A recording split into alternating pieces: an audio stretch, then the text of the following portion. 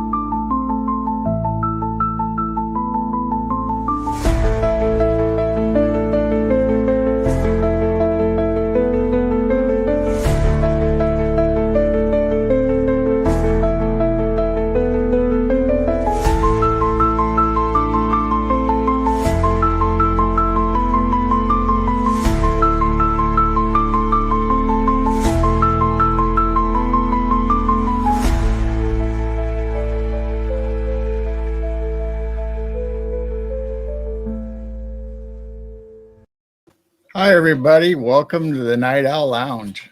Howdy, howdy, howdy. Live from the Midwest. It's Night Owl Loud. What's going on? What's going on? Well, we've got a dragonfly and a Gemini and a robin already in chat. Yeah. And should be someone else right away because I got a message saying, hey, are we getting together tonight? Well, yes. There's Roger. There's Roger. So welcome in, guys. How's everyone doing? Spring's starting to get here and starting to get there. Supposedly Saturday is going to be 80 degrees. Whoa. Whoop, whoop. Are we going to get snow again? Last time we got 80 degrees. We got snow the next morning. I know we got thunderstorms and tornado warnings. And then a couple hours later, it snowed.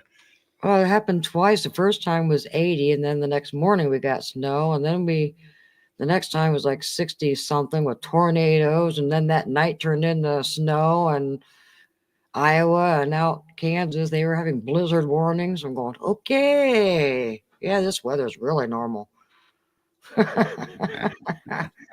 It's been crazy. I mean, Illinois is up and down, but how can you have tornadoes and then change the snow within 12 hours or so? I don't know. They I do don't know, but it happened twice within a week. So right now, yeah, we got Robin singing. No Purple Martins yet. I'm still waiting. The Purple Martins should be here any day now. Yeah, we need to get that new house together. Yep. Yeah, since a coon killed our house last year. Darn coon. Darn it. Darn coon. So yeah, what's going on with everybody in chat? Anything good? Anything new with you guys?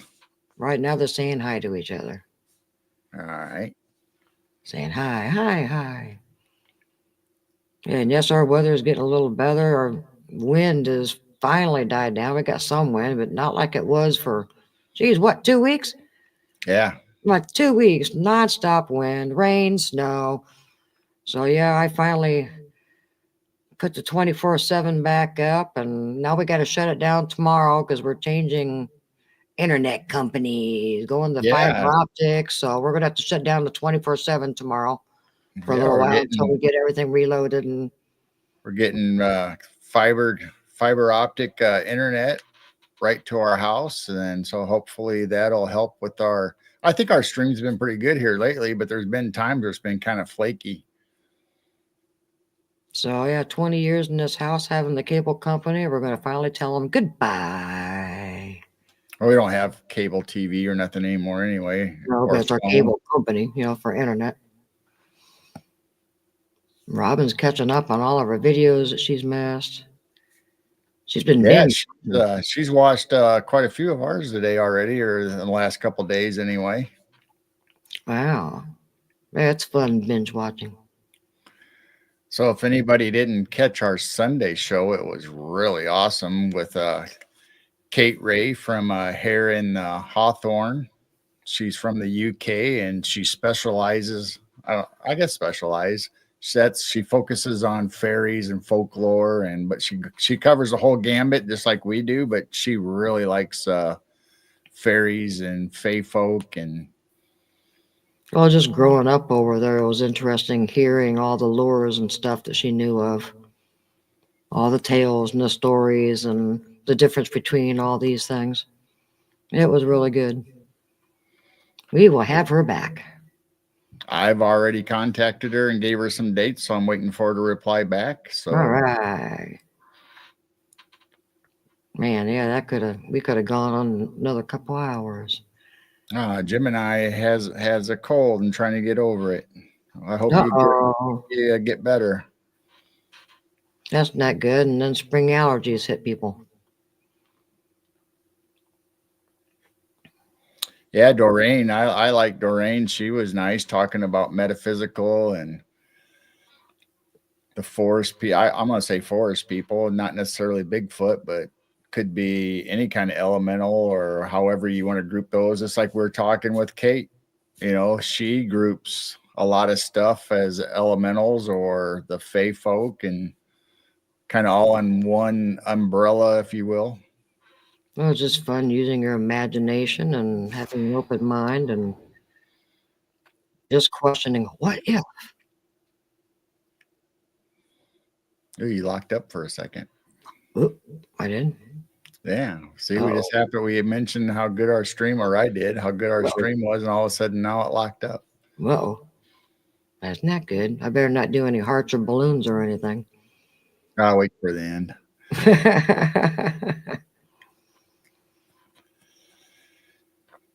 Robin says she really enjoyed The House of Frankenstein. Yeah, we've been picking some movies on Friday and Saturday for our Rumble channel, the creepy movie nights, and we got some more this weekend. And he's all ready to go. He's got them uploaded, and he's got Friday and Saturday night all ready to go. Tomorrow I might grab one more like TV show just to make it a little longer. But I have a movie and 3 TV shows for each night right now. Oh boy. So I guess some of the people that are in our chat now are the ones that show up for our creepy night, our creepy movie night. So what did you guys think of Dark Shadows? Do you guys want to watch more Dark Shadows? Because I can get the whole first season for sure. And if anybody don't know, I'm J Lobo 62 on Rumble. Some people know.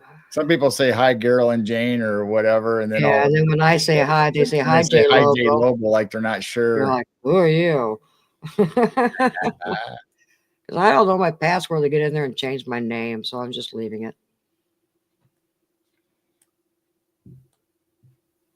Wow. Yeah, Robin, we have all kinds of movies that we can pick from, and probably going to go down all the Universal movies, the Wolfman, the Bride of Frankenstein, the Daughter of Dracula, and oh my. I mean, we had some creepy movies when we were kids. No wonder we're all warped. Or actually, it's Bride of Dracula. Oh my. I think there's that one with the daughter, and then we still got the house of we did the House of Frankenstein. There's the House of Dracula. There's the individual Dracula, Frankenstein, all them movies that we can pick from. The Wolfman. We did the Invisible Man, the Invisible Woman. I thought that was kind of cool, playing them kind of back to back. I did not know there was a movie of Invisible Woman. That was wild. That was a new one on me. You were bringing it up the other night when we were talking about this stuff that look at the imagination or the stuff that people were thinking of in the 40s, if not earlier. I mean, Mary Shelley wrote Frankenstein way before that. And I mean, so look at that. That's back when they were writing the first vampire. So it wasn't called Dracula. It was actually called Vampire, and it was spelled in the Old English when they were writing Frankenstein, Vampire, and all that stuff. And I mean, even even H.G. Wells, writing a time machine and all those. Those were awesome way back.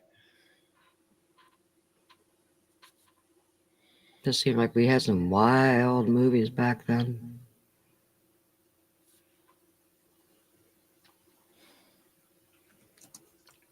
There's a Brian S. Welcome in. Hi, Brian.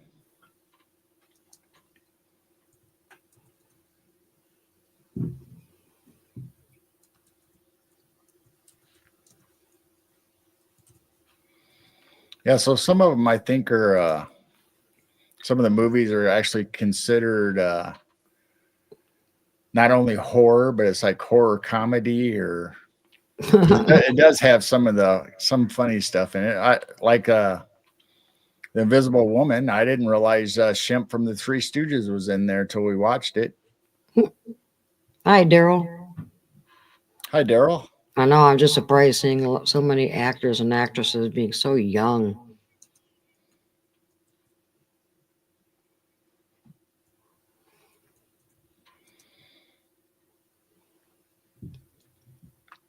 Before they made it big. Time Machine. Oh, and the Island of Dr. Moreau. Oh, yeah, those would be good. They're probably That's a good one. They're probably on your list, aren't they? Yeah, especially, I mean, that's kind of a newer movie. It's not really newer, but I mean, some of the movies are newer compared to the 40s and 50s and 60s that we've been showing. So we'll eventually get there. Once in a while, I'll throw in a color movie or a newer one. Like this weekend, I think I got one from the 70s. So, Oh, and Kolchak is usually color. Yep.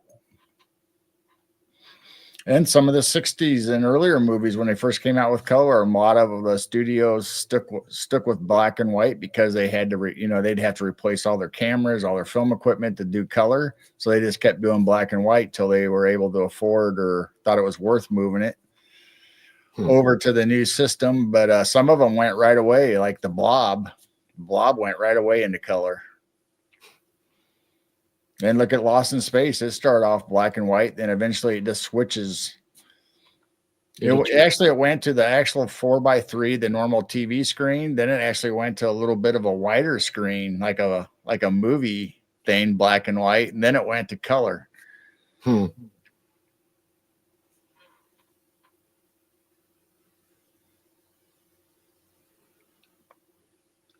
Hey, Roger. I think you just came in. I'm losing track of who came in. No, There's Raymond. I think we said hi to Roger a little bit ago. Hi, Raymond. Raymond mentioned the Munsters. Yeah. That'd be good to, come up with some of the Munster shows. Yeah.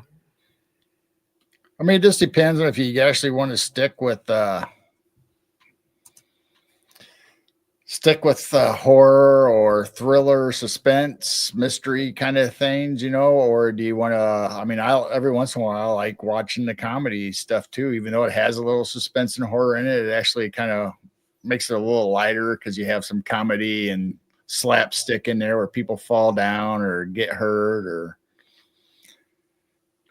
which is what happens, kind of in The Invisible Man, happened in The Invisible Woman. And there was a couple others we showed that had a little bit of comedy in it. Well, how many movies have you found that had sweet, innocent little old ladies being the murderers?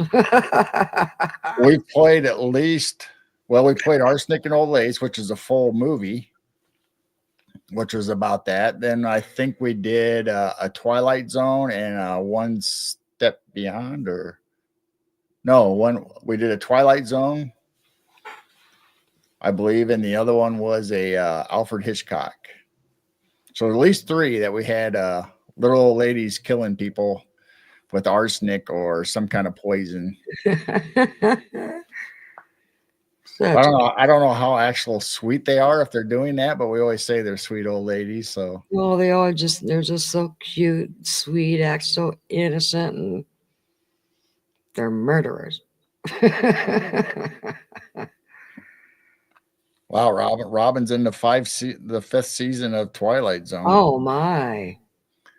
Man, you're I mean, I've watched Twilight Zone forever, so I bet I've watched each one of the episodes probably at least 10 times. I watch them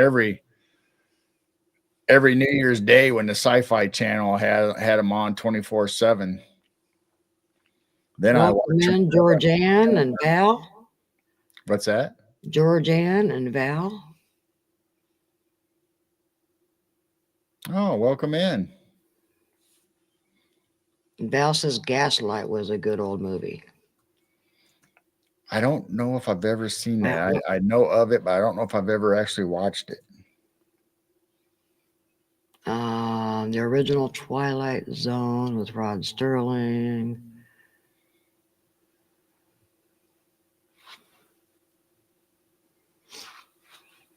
Giving us some ideas. There's just so many old good movies, but like I said, it just seemed like there were so many ghost movies and monster movies and stuff like that that started coming out in around the 50s and 60s. Right. I mean, every one of those series have had remakes of them, just like the Night Stalker had a remake, and they were okay, not as good. I didn't like them as good as the old one. Then you got Outer Limits came back, they made new ones. Twilight Zone, they made new ones. Some of them in the 80s, a couple of them in the 90s. So, but I just didn't like them as well as the old black and whites originals. It's a blazer. I saw 100 rabbits walking backwards today, receding hairline. Welcome in, Blazer. Hey, we got some jokes going. Help us with some old movies and old TV shows.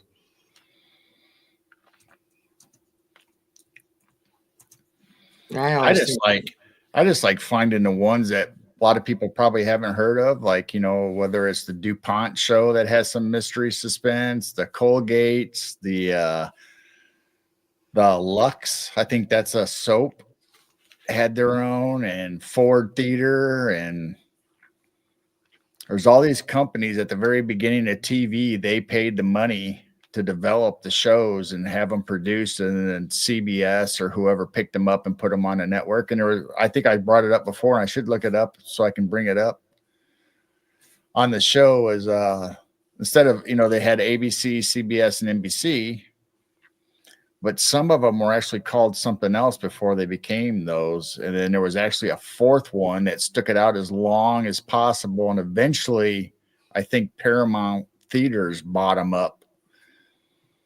Val said Dark Shadows. So we did show the first one, and we weren't sure if everybody enjoyed the Dark Shadows or not.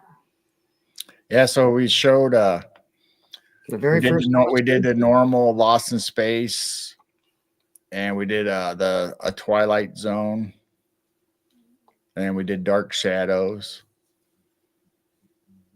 So some of them were keeping with the series, but we didn't know if you guys liked Dark Shadows. I mean, I remember it as a kid being really spooky and not necessarily a soap opera, but now I look at it and it's kind of like what was that movie? Everybody started reading the books and the movies about the vampires. I don't know. I was young watching Dark Shadows. It's kind of like that. Once you start watching it now, you can tell it's kind of a soap opera, drama, horror, I guess. I just know it didn't last that long. I think just a couple years. Yeah, I'm not really sure how long it lasts. I just remember seeing it as a kid and held captive by my older brothers and sisters. I remember watching it with my older siblings. It was definitely different.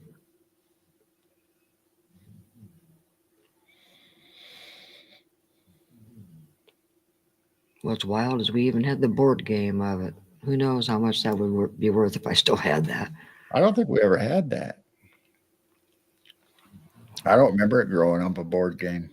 Mom asked me if I wanted it when she moved out, and I was no.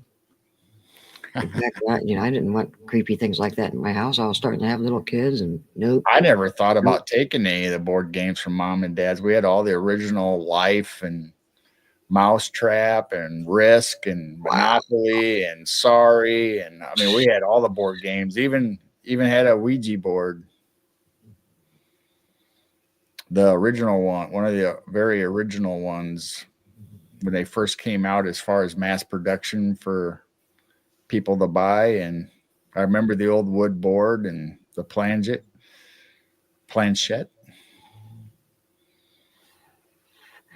Yeah, life was a fun game. Monopoly. Sisters had a what was that? Where I don't know if it's Dream Date or something where the girls had to go around the board and they got to open the mystery door for the mystery. Maybe it was Mystery Date. Mystery Date, wasn't it?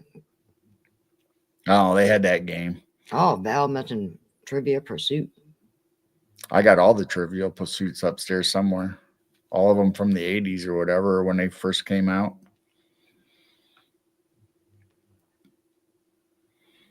Then we had, I don't know how we got on games. I guess I brought it up. I don't know. Hey, Or, Jim, you brought it up with Dark Shadows. Dark Shadow games. We had the spin art where you had the machine. You put the piece of paper in, it started spinning it real fast. And you put the drops of ink or whatever in it, and it splattered all over the sheets. Welcome in, TKB Jim. Howdy, howdy, howdy. It's past your bedtime. Well,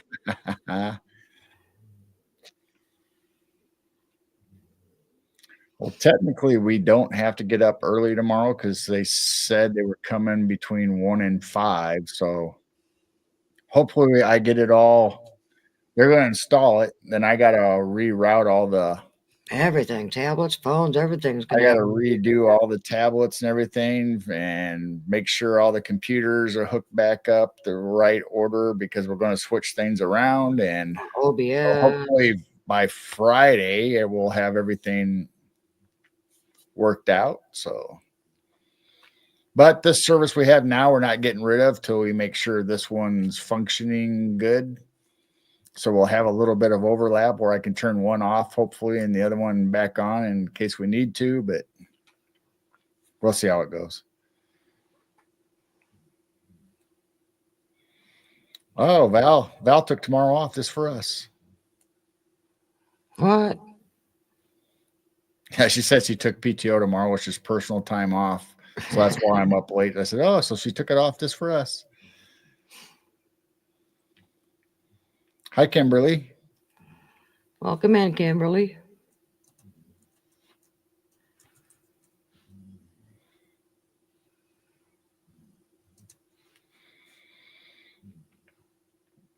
So yeah, tonight we got some creepy cryptids in history. We got a couple of them to do when we get going, and I got some pictures, and we might talk about the pyramid stuff that everybody's been talking about here lately, whether I don't know if it's real, fake. A distraction. We don't know. I don't know.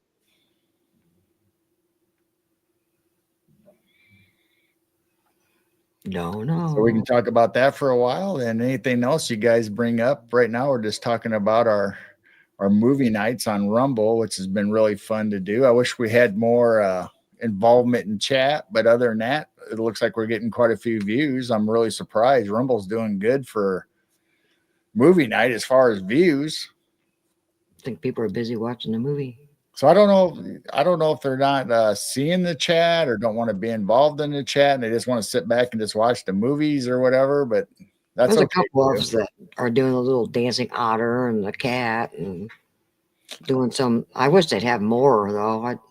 They don't have a whole lot. Yeah, I tried looking up about changing them and making new ones or designing your own. They said at this time they not, but I'm sure you would have to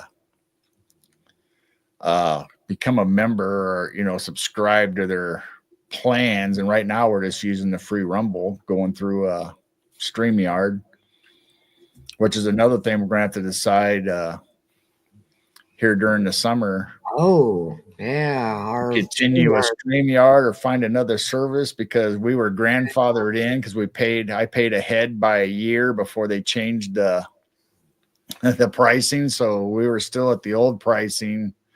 Still are, right? Then you Still get a discount on a Black Friday or something that continued it on. So yeah, we're yes, gonna I run paid out. for a year, then I got a Black Friday date, and so they added that on, and so here's sometime this summer, we're gonna have to make a decision whether to pay the full price for Or the new prices, Riverside or or something. we can lower the package down, because really the only thing the higher package does is give you More more people on screen, and we don't really have big panel shows or anything anymore. We have had up to 8 people before, almost. I think I think 8's the most we've had so far. Didn't we have the creature from the Black Lagoon? We did the creature from the Black Lagoon at the very beginning. So if you want to watch it, it'd be a few weeks back. All the Rumble shows should be on there. You can go back and watch the creature from the Black Lagoon. And we've done the Blob, and can't think of all of them now. Yeah, believe me, I got a list, because I've watched all these movies since I was a kid, and as a young adult, teenager, we used to have a Hi, Dennis. Welcome in, Dennis. I used to stay up and watch on weekends. Oh, now I can't even think of what it is. It just went poof. Senior moment. I can't think of it. When I was a kid on weekends. I know. Trying to think of the movies. The movie night on the weekends. It was My Claudette and Monisha. Acre Creature Feature. Yeah, out of the Quad Cities. Yes. And that was really weird to think of a window company, kind of like Anderson or the Pella or whoever comes around, and sells you windows to fit your house or whatever. That's what that's what Acre did. Acre Windows. They were based out of Iowa, but they came over in Illinois, obviously, because they were close by.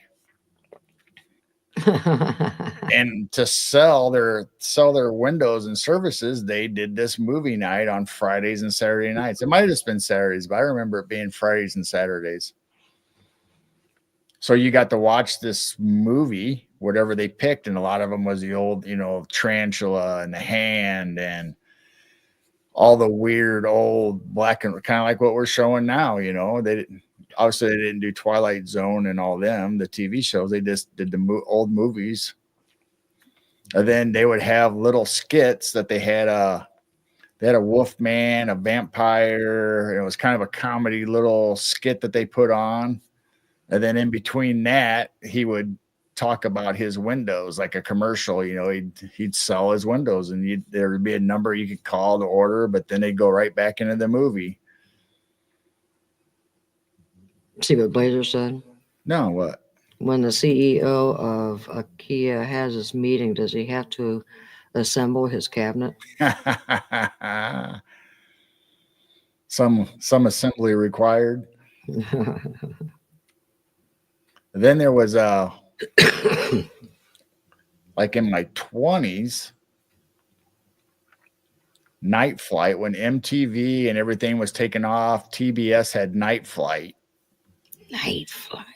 So that was the music one, but then they also had a movie night where they showed old movies on TBS, just like that. I don't think it wasn't Creature Feature. I can't remember what it was called though.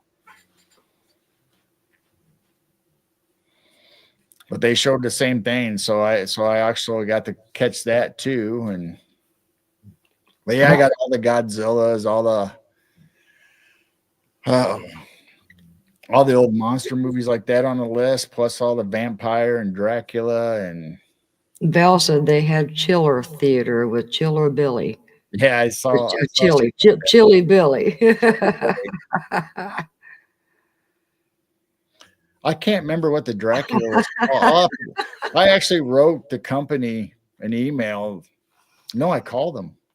I searched them online. I got their phone number, and I thought, oh, surely it can't be the same people. And she said they had DVDs of little shorts of their little skits that they did. And she sent it to me, and I watched it, and it was like, I brought back memories, obviously. But then I think my sister has it. I lent it to her, and I don't think I ever got it back. See, Dennis has a joke. Dennis has a joke. Yeah. A man assaulted with a gallon of milk. How dare he? And then Blazer, the urge to sing "The Lion Sleeps Tonight" is almost a whim away, a whim away.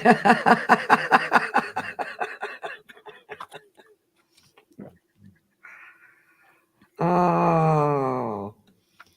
But yeah, we did play Creature from the Black Lagoon, the original one. But then there is a couple other ones that are movies that aren't called The Creature from the Black Lagoon. They're called something else, but it's still kind of similar to the same thing that comes up out of the water.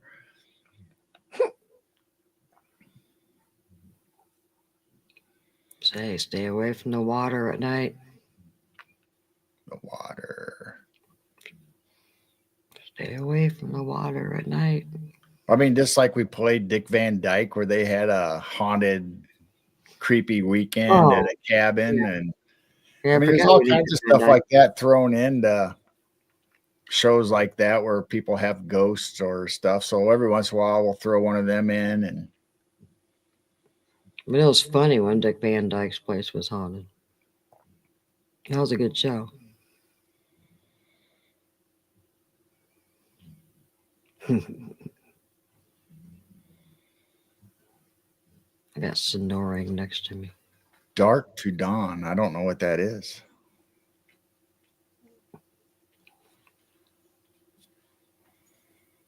Dark to Dawn. I don't know. Bill Cardale was his actual name. Huh. There's Tammy. Hi, Tammy. Yeah, Elvira is a good one, but Elvira. It's just, I mean, it's okay. I wouldn't mind showing the movies that Elvira played, but I don't know about actually showing Elvira. Kind of racy. Ah, Val brought up a good point. The Three Stooges of the haunted shows. There's all kinds of stuff like that. I mean, you have the Three Stooges that have the hauntings. You have what's the other one? There's the Bowery Boys. If anybody ever remember watching the Bowery Boys, or their original name was East Side Kids, and they went to the Bowery Boys when they became a hit in the theaters. They changed their name. Then they had TV shows, but they did ghosts and stuff in a couple of their episodes. Mostly it's up to them being up to no good and getting in trouble. But I don't remember them. Yeah, I used to watch them all the time. But you have the Three Stooges, and then there was Abbott Costello meets Frankenstein and The Mummy. And so there's those movies if you want to do some comedy. So every once in a while, the mainstream, if you want to call it the mainstream, I don't think they really called it that then, but the main actors that had comedies or stuff like that, every once in a while they'd throw in a mystery or suspense or monster kind of thing and have fun with it. You gotta download some monsters. I could do that, but like I said, we're kind of sticking right now with the kind of horror monster movies, a little bit of comedy. If you go to Monsters, it's all comedy. It's not really scary or suspenseful. It's just that they're monsters or monsters in a comedy. Every time I ask what the lowest rank in the Army is, it always says private. That's funny. Do you remember The Fly? Yeah. Ghost Shop at the Boutique. Yeah, The Fly was a good one before It had Vincent Price in it. Of course, Vincent Price did all those horror movies, whether it was Poe movies or like The Fly, the House of Wax, all those old movies. He was really good at horror.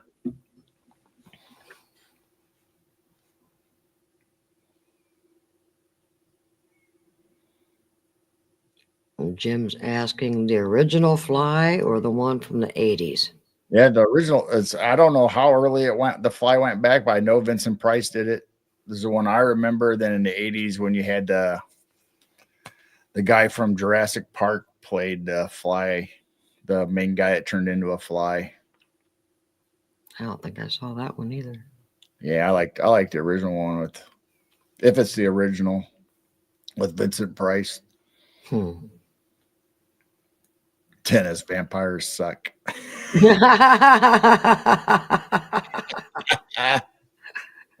Vampires suck. I saw two guys arguing over a bus pass today. It was a fair fight.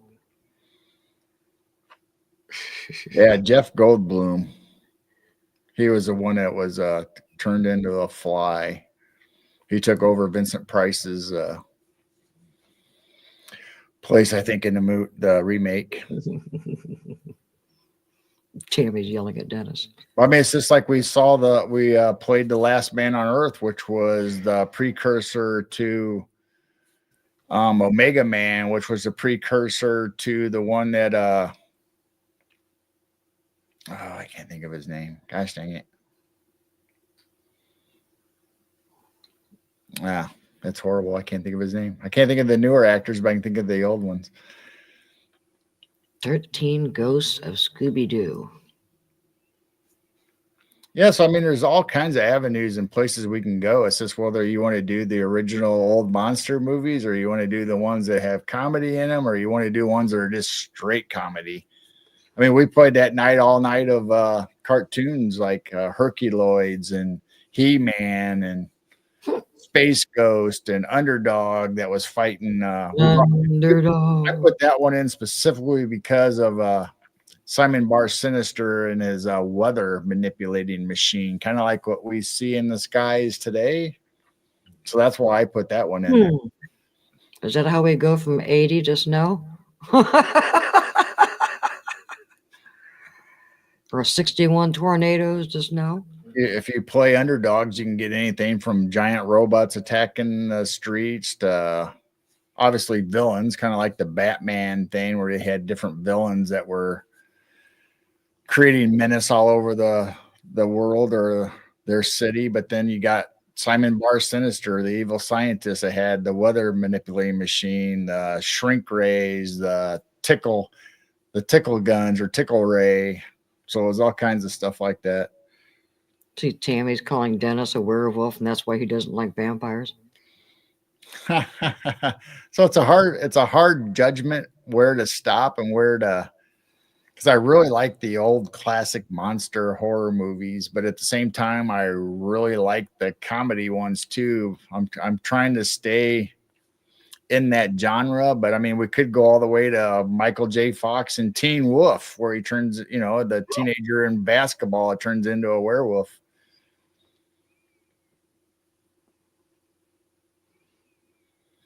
So I don't know. It just depends on if you want to go anything and everything that has werewolves or vampires or ghosts or whatever in it. You can go. I mean, there's just so much of it. Or right now, I'm sticking with the black and white and some color. Or sweet old ladies that have to be killing grandmas. Bad grandma.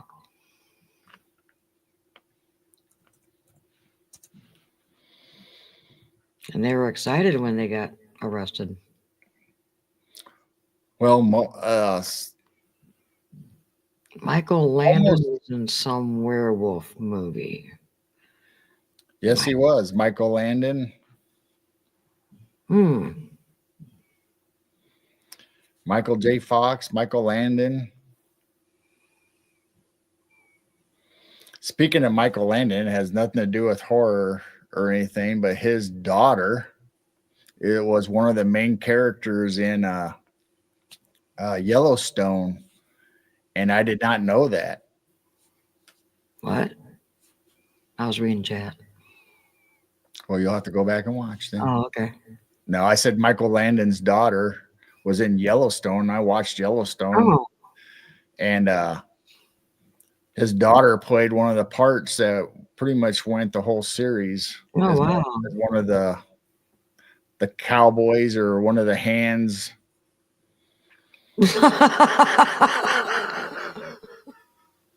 Little Werewolf on the Prairie. Little Werewolf on the Prairie. Let's start a new series. Well, there was werewolves on the prairie. Vampires make only withdrawals from the blood bank. Oh my gosh, that'd be a good show. Little werewolves on the prairie. I do remember Michael Landon being in a werewolf movie though, and I can't remember what it was. Oh, Was it the Teenage Werewolf, and then Michael J. Fox made it a remake of it?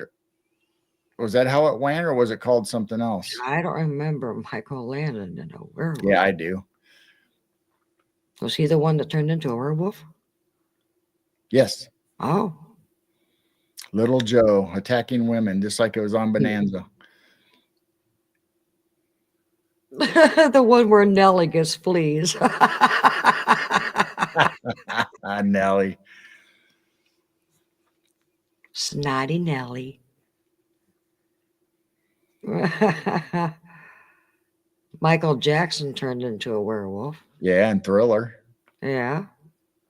And we were just talking about that, or actually, I should say, Bigfoot Dwarf was talking about that when we brought it up, because some of the scenes were right there in LA in his area. A couple of the street scenes, supposedly as backgrounds, were used. Oh, cool. Wow.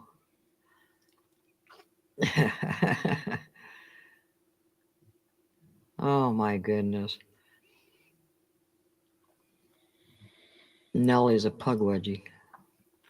So we might get eventually to some of them, Michael J. Fox, Michael Landon. We might eventually get to them or throw them in just for a change of pace. But like I said, right now there's so many black and white, old, good movies that I like. Not that I don't like the new ones, but I really like the old black and white black ones that we got. Like I said, we got all the old monster movies, Godzilla and Rodan and Mothra and all them to do, and plus all the regular Boris Karloff, Vampire, Wolfman. We might have to do Thursday, right? Friday, Saturday. Huh? So we might have to start doing Thursday, Friday, Saturday. Well, the first week we did do 4 nights. Yeah. Thursday was our test night, and then Sunday we didn't have a show for some reason. We just did a movie night. Our guest canceled or something. I don't remember. Yeah, I think so. I thought about doing it last Sunday since our guest was so early in the afternoon. I thought about doing a movie night that Sunday, but then I didn't have any. I did have stuff to show, but then I would have to find new stuff for the next week, so I didn't do it.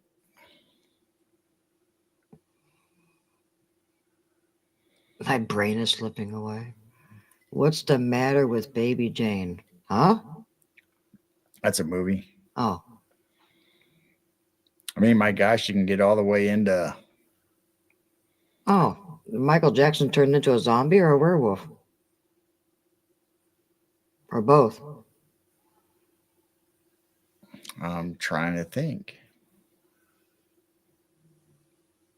I know his eyes changed. I can't remember if I think it was a werewolf. Was he a zombie at first and then a werewolf?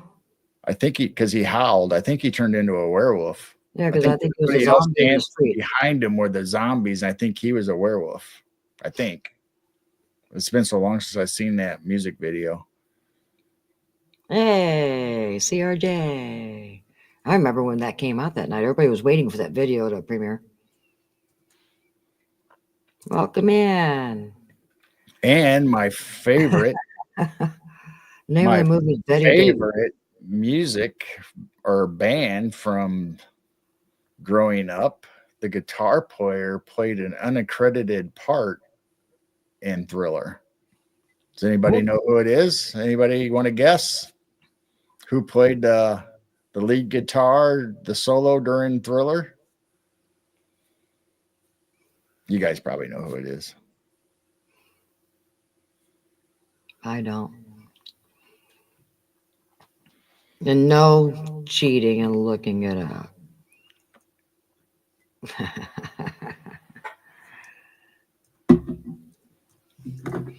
And just for that,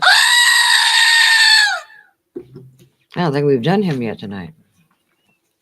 No, I missed them so much. Thanks.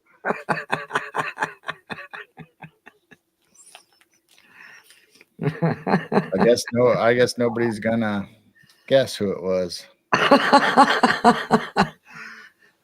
Oh, yeah, Val, you're new. It's our screaming goat. That's the Christmas one, and then this is our regular one. It's not our screaming goat, it's your screaming Mine. goat. My screaming goats. Then I go out in the barn and I got 4 of them screaming at me. Yeah, that's been added, what, about 3 weeks now, something like that. We just won't do it on Sunday nights when we have a guest. Probably scare our guest. We were talking about Thriller, Robin, about Michael Jackson, and I said my favorite guitar player, at least from my favorite band growing up, he played an unaccredited part. He did the solo for Thriller without being listed on the album or music. He just did it as a favor for Michael Jackson.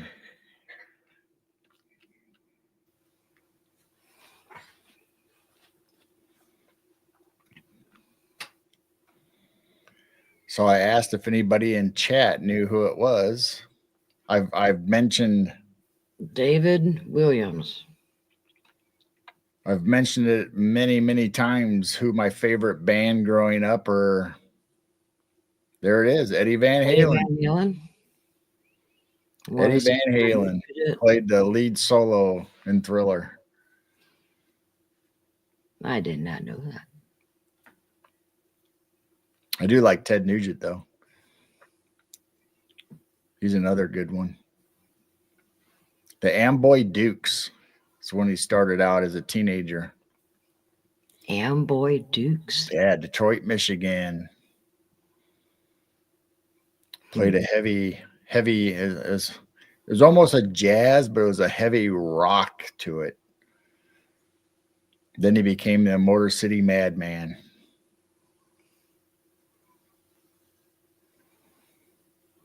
Good old Eddie.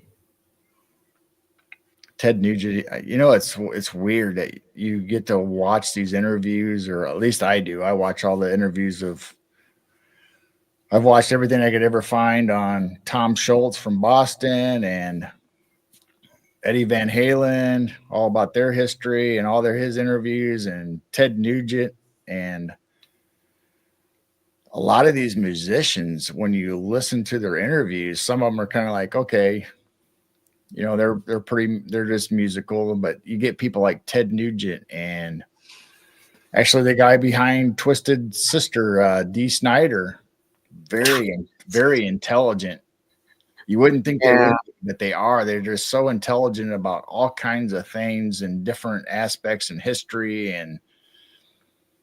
But Ted Nugent could sit there and tell you about everybody, since he grew up in the scene, obviously playing in bands and becoming famous in his teens for the Amboy Dukes, having records and stuff out. Then, hi, Rosie. Rosie. And then later, you know, obviously his fame by himself as a solo artist, but he can remember guitars and setups and amps that other people played while he was touring from his teenage years, and what guitars they used and how they played it and the chords. And it's just fascinating to listen to. At least it is for me. I don't know about anybody else. Wow.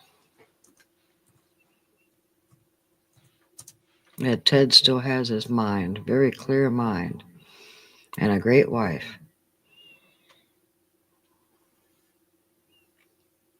Blazer Playboy model.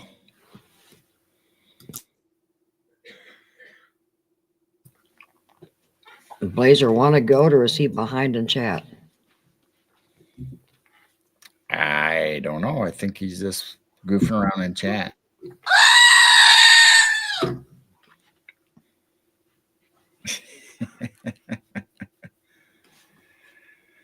So anyway, I don't know how. I guess I brought up. You guys brought up Thriller, and I brought up Van Halen. Then I switched over to music because I love music. Thriller. Michael Landon portrayed a werewolf in the 1957 film I Was a Teenage Werewolf. Yeah, then they did. I don't know if it's actually a remake, but then they did Michael J. Fox as Teenage Werewolf. So I think that's how we got on that subject. And Rosie says she loves Dark Shadows. She watched it with Grandma all the time. Well, we played episode 1, the very first episode, Dark Shadows, last weekend on I think it was Saturday night. I think it was Saturday we did one episode. So I got 2 and 3 ready. So we're going to play one Friday and play one Saturday night on Rumble. So we're going to go through the series until I think people are bored of it or don't really care about it. Because like I said, it is kind of a soap opera, but at the same time, it has some kind of horror suspense in it. I remember watching it, but I sure don't remember any of the shows or any scenes or anything. Google says Evie H played solo On Beat It? on Beat It. Ah. Maybe it was Beat It. I was thinking Thriller. I could be wrong. Maybe it was Beat It, not Thriller. I thought it was Thriller that he played the solo on. So I probably misspoke. That's all right. We all make mistakes. My goodness.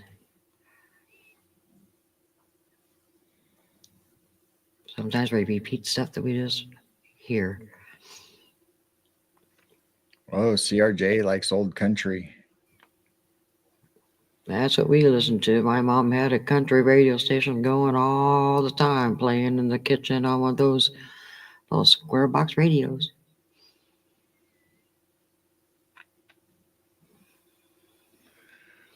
I don't remember what mom and I mean, I know they listened to gospel, but not on the radio in the car. Usually the kids had control of the car. We always played AM radio in the station wagons and Galaxy 500s and all the old cars that had AM radio. So we always turned into WLS or somewhere out of Chicago that played music. So we got to hear the AM gold all the time. But then when they were older than me, so when they all moved out or were older than when I was with mom and dad, I played the rock stations, which had the Van Halens and CCR and all that stuff on it. So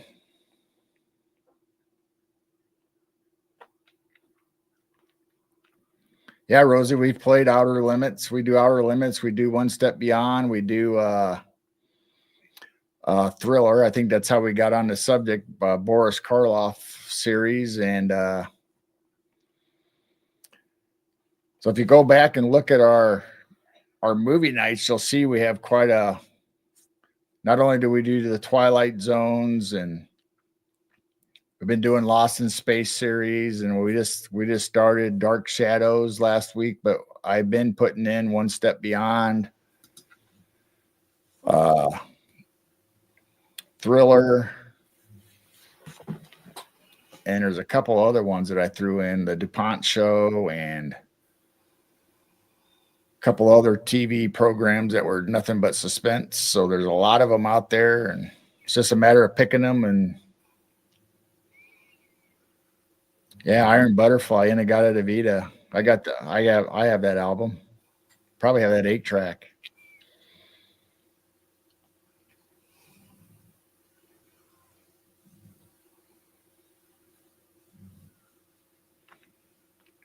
I never really listened to country that much. Like I said, I don't remember mom and dad Dad might have liked country, but he never hardly ever played it on the radios because, like I said, we always had control of the radio somehow, or at least the older kids did growing up. And then,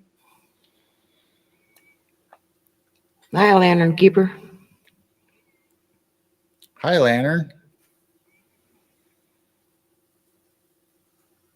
I think when we were younger, WLS was the thing to listen Yeah, it to was. our music. I remember doing the top 100 countdown, I think, on New Year's Eve, listening to the radio to see who number one for the year was going to be. Good old WLS. I think that was Casey Kasem, though, when we were listening to that for the New Year's Eve countdown. But I love WLS, Uncle Larry and Little Tommy.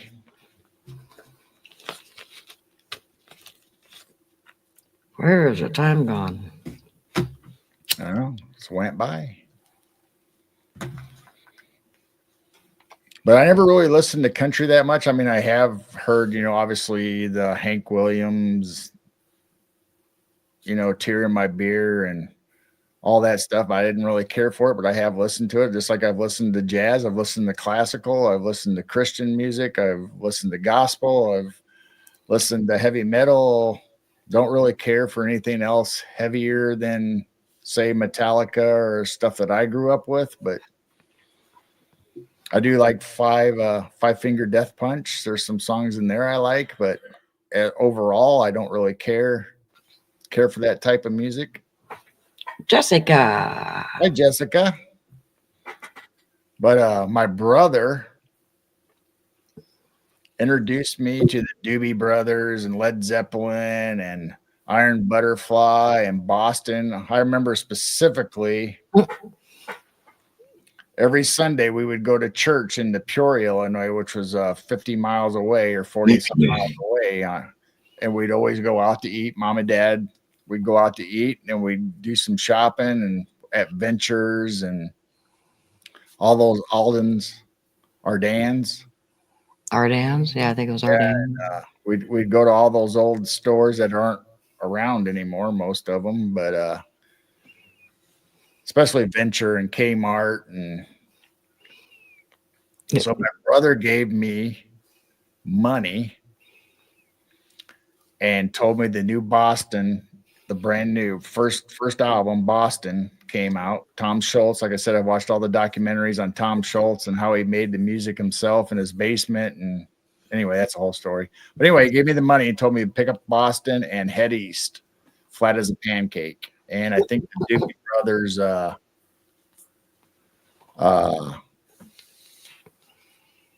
can't think of the song, but anyway, the Doobie Brothers album. So those are the first three albums. So obviously, since my brother bought them, I got to listen to them also. So that's how I got hooked on that style of music. It's your brother's fault.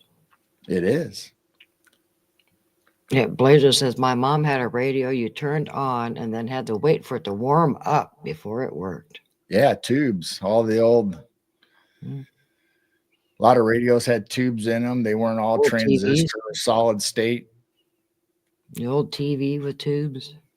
Neil Young, yeah, I like Neil Young. Crosby, Stills, Nash and Young. Neil Young by himself. Watched documentaries on them. Three Dog Night. Three Dog Night. I listened to that a lot when I was The little. Road to Shambhala. Shambhala. We did a show on that, actually. Not only Shambhala, but the underground the city, and we brought up the Lost Horizons. That's another movie you said you'd like to play on our night is Lost Horizons. If anybody's ever seen that old movie, I think Peter York, is in that one. Yes, and it's a musical and kind of like they find inner Earth or something. So here's a good music question. Does anybody remember the band or group called the Mason Prophets and what song they played? The Mason Prophets. Mason Prophets. And there's only one song that I really like, and it's a bootleg song, and I can't ever find it on an album or anything, but I did. Bootleg. Yeah. So I did find it as a audio or MP3 on the internet, but they used to play it around here for some reason. WC or Rock 106 WCCT out of Peoria, the station I used to listen to, would play that song quite a bit. Yeah, America, Horse with No Name. Rosie found us on Rumble. She's following us. Nice. Yay. Yeah, we're getting up there. We're a little over, what, 104, Yeah, 105, something like that. Voice of the Bottom of the Sea. There's all kinds of those. We can play those and Southern Cross. Boston. We did grow up with some good music. Well, I mean, I have so many bands that I like, but Van Halen, like I said, is my favorite because I grew up in high school at that time when they came out and when they got popular. But with my brother, I mean, one of the original, not original, it was an original cassette from the Beatles. My brother had he had a cassette player with a microphone, the big long black box with the handle, and it had the buttons on the end of it. It had a nice microphone to it. So he wanted gas money to take his girlfriend out for the weekend, and he knew that I was keeping my money from doing yard work or mowing and all that stuff. So he sold me his tape recorder and Beatles tape for gas money. I'm not sure who got the best end of the deal, but it introduced me to the Beatles, and somewhere I still have that cassette tape. I don't have the tape recorder anymore, but We had a couple channels. What channel do you play movies on? Midwest Night Watchers, Rumble only. Then someone said, Robin, can you play any of those tracks on Rumble without getting a copyright strike? Not YouTube. What tracks are you talking about? Music tracks or so far we probably could. So far, we're not getting in trouble for playing movies. That's why we're over on Rumble. Well, that's another reason why we're sticking to the old black and whites from the 40s, 50s, 60s. Where every once in a while we'll sneak a 70s in there, but anything newer than that, we're kind of hesitant right now until we're just kind of testing the waters. We see everybody else playing, but even on YouTube though, we see people playing music all the time. I don't know how they're not getting striked. I don't understand that, and then other people get nailed right away. Yeah, I don't get it either. Get it. So we would do it on YouTube if we could do it, but we're just afraid we'd get this channel in trouble, so we don't do it. And they kept getting us for our intro. So but we could do on Rumble. We could do our music night for the UFO abducted music and finish the list that we started and do it on Rumble only. Yeah, Robin said, Gerald, download music on Rumble. Download music videos.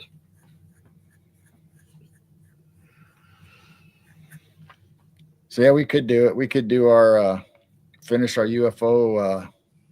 That was pretty fun doing UFO, and that's how we started talking about Van Halen. My favorite band that night was because they did the one song about being abducted and UFOs, which I had no idea that's what that song was about. We still need to finish that list. That's why I said we can do it on Rumble. Mm-hmm. And actually play the videos. Yeah. We could probably actually just play the videos, whether it's John Lennon talking about UFOs, Van Halen, or Styx. There's just so many of them we could play, but we probably couldn't get away with it on YouTube. Do you know where that list is of the songs? Yes, I still have it. All right. Yeah, that'd be fun. And I didn't even get to all of them. I probably there's just so many of them that have references in them one way or whether it's just a comedy song, Purple People Eater or stuff like that. I just went to the ones where they had in the lyrics of personal experiences of the UFOs. Mr. Spaceman. Dawn to Dark is a vampire movie. 1966, Mr. Spaceman by the Byrds. Golden Earring, lost it. Established 1961, one of the oldest still rocking. Other than Love Comes Walking In, Van Halen, my next one would be oh, and I'm going to draw a blank. Drops of Jupiter. I love that song, and it to me it talks about somebody astral traveling or being able to soar through the universe, and you just have to either somebody's tripping or somebody's astral traveling or something. I mean, it's Tripping.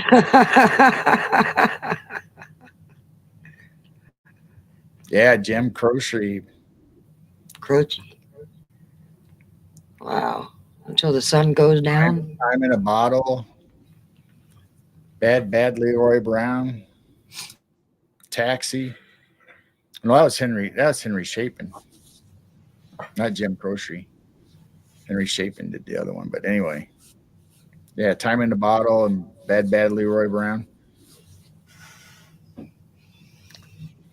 For whatever reason, growing up, my favorite AM, I think I was homesick or I was the only one home and I was listening to the AM radio and Delta Dawn came on. Oh, yeah. Love that song. And then also Joy's in the Sun. Seasons in the Sun. Seasons in the Sun. Yeah. Mm-hmm. That was a good song too. There you Drops go. Jupiter. He wrote it about his mother's passing, I believe. Yeah, because that's a great thing about her going through the universe and checking out different planets and kind of coming back. And it kind of reminds me of that Schoolhouse Rock video that I played during the Rumble on Cartoons, where it had what was her name? I can't think of it name.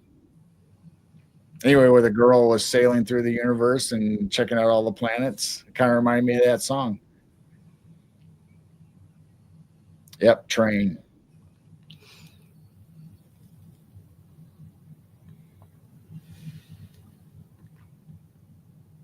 Wow, this turned into a music night.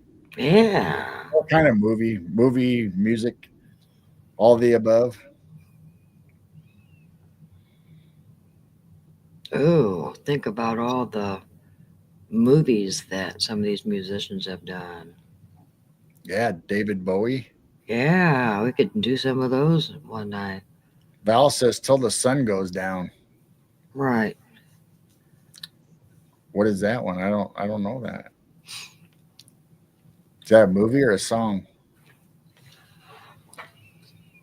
Because I remember the song Sundown. That was a good song.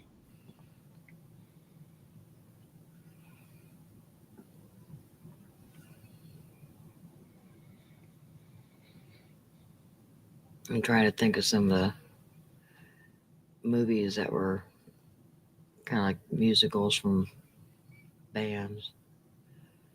Yellow Submarine. Yeah. Mystery Tour by the Beatles. Pink Floyd. I mean, there was David Bowie. What was that? What was that movie where he played an elf or Wizard or something? What was that?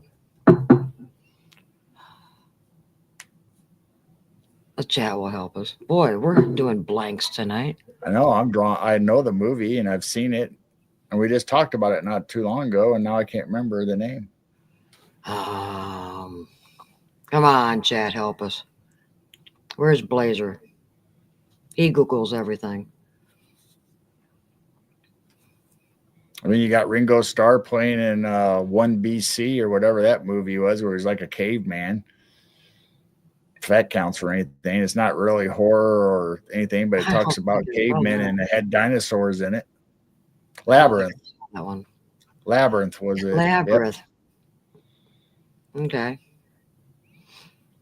I don't know if I ever actually saw that movie, though. I remember it being out. Yep, I saw it. I think I've seen it more than once, actually.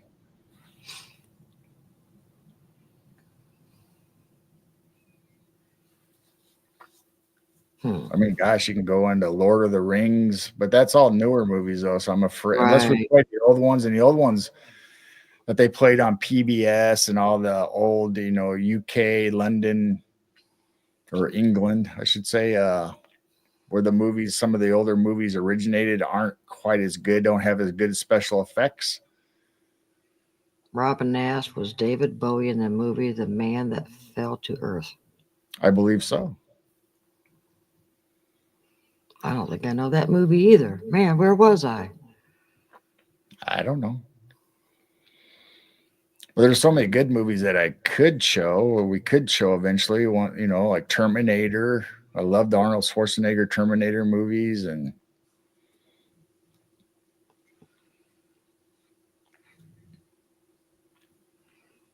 there's just so many good movies out there. But I mean, like the Adjustment Bureau. I'd love to play the Adjustment Bureau, but I think it's too new of a movie. Mm-hmm. We'll stick with the oldies. There's plenty. We'll be doing this for months. Welcome in, Big Bird. Ever seen the movie Man Who Fell to Earth? Somebody just mentioned that.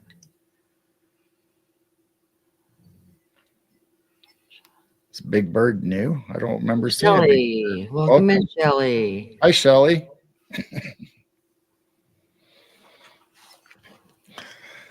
So yeah, maybe we will do. I don't know when we'll do it. If we'll interrupt the movie night and do our music night, or if we'll just do a special night that we're not doing anything. It had to be a Tuesday or Thursday, I guess. Then we'll be doing Monday, Tuesday, Wednesday, Thursday, Friday, Saturday, Sunday. We'll do it. We'll be doing a whole week of shows if we add another day or two. Be every night of the week. I'm a newbie, Shelly sent me. Well, welcome in. I think I've seen you in someone else's chat. Yeah, I know. I think I've seen Big Bird before, but I didn't know. I've seen Big Bird in someone's chat. Dwarfies or somebody's. Jessica, I've seen you before. 11:11 bedtime. Wow. Well, thank you for coming in. Yeah, have a good night's sleep, Jim. Thanks for coming in for a while. Give your wife a kiss and a hug, and I guess give Matt a hug too. Yeah, give Matt a hug.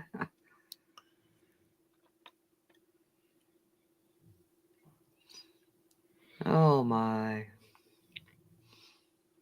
11:11, time for bed. Polly and I used to do lives for years.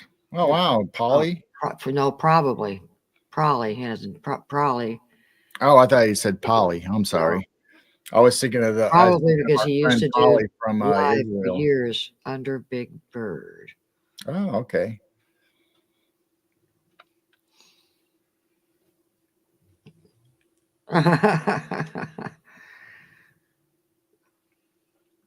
TKB. Yeah. Well, we still got a few hours. I can't believe it's been over an hour already, but I know. we got a few more hours to go. We got some cryptid reports and maybe talk about some of the stuff that they've been talking about in the news about the pyramids and all the excitement about that. I have some pictures, but like I said, I don't know if it's necessarily all true or if it's just speculation or I don't know. We'll talk about it anyway. It's exciting. I hope it's real because we love the topic of free energy and old world and all that stuff. So that fits right in. So I hope it's real. That'd be awesome if they can fire the pyramids up and have some free energy flowing. That'd be awesome. They're not going to allow that. They lose so much money in their pocket. Well, we need somebody to go over there and just get it going, whether they get permission or not. Just light it up. Then what are they going to do? People have reported at times seeing kind of a glow or not necessarily a beam, but a glow coming off of the pyramids. I don't know if they made it up or, I mean, I personally haven't seen it, but I've seen speculation or people talking about it. Same thing with the Eiffel Tower. Our Wi-Fi thingy came up. Oh, no. That's usually when we start glitching or my mic goes crazy. Good thing we're switching companies tomorrow. So Hopefully- hopefully tomorrow that'll solve all that. I mean, my gosh, we're getting fiber optic, so I mean everything should be fast and smooth. And but at the same time, I'm kind of nervous and kind of wondering if we made the right decision since we've had this service for. I know we'll be stuck with this for a year, so. And Big Bird said they were missing the gold caps on the. Yes, they are. Who knows what was on the sides too? So yeah, if you don't have the big caps on the top, it might be might never happen. I mean, who could afford gold plate the top of the pyramids? Well, like I said, the powers that be need their money. That's why they're charging us. They got free energy themselves, but they're just charging all of us little peons.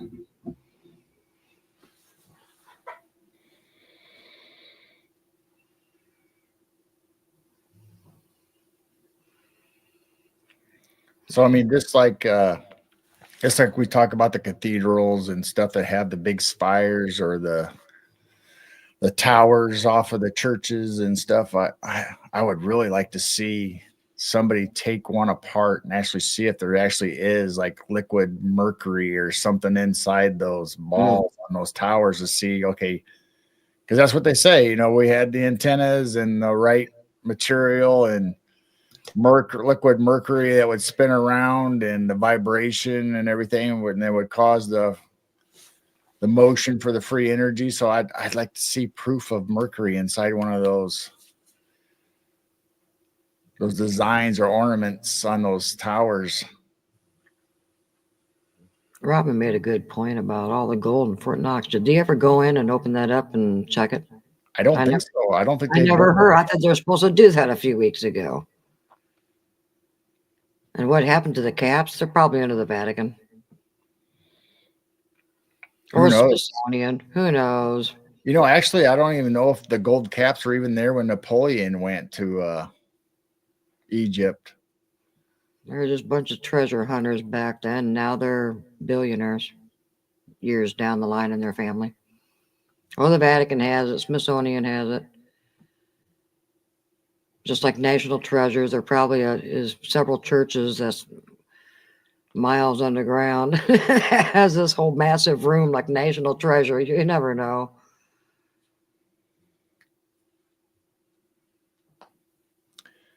Yeah, CRJ said came in late since her show ran over them later than normal. So thank you for coming in. And Big Bird is talking about yeah, that's the thing, you know, the big companies don't want you to do anything. I mean, once they start to lose control and can't profit off of anything.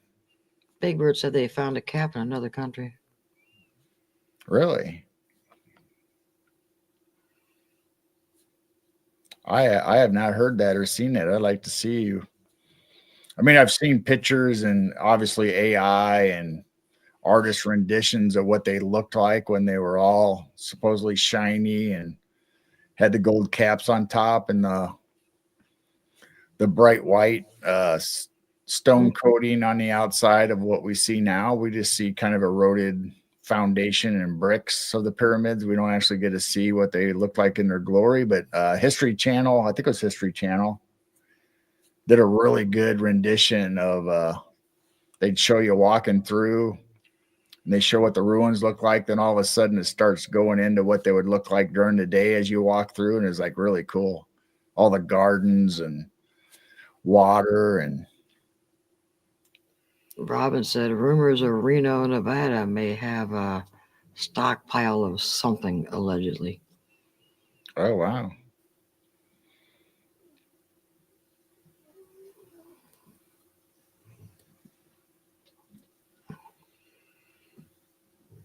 You never know what happened to some of this.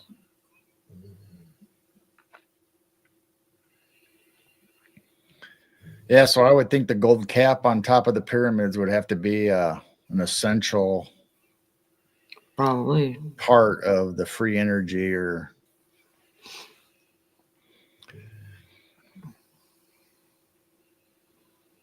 Hmm. So it makes you wonder, all the pyramids around the whole world, do they all have caps? They must have, right? So that's a lot of gold missing. I don't know if all of them did or not, but I know like the ones in Giza, the main three, maybe just one. I don't know if it's the main pyramid, the biggest one, Oh, had the cap, or all of them had caps. I've never heard for sure, and I don't know or do they really know? Yeah. who would actually know. Hi, OCST and Firewater. Hi, welcome in, guys, Whoop, whoop, whoop. gals.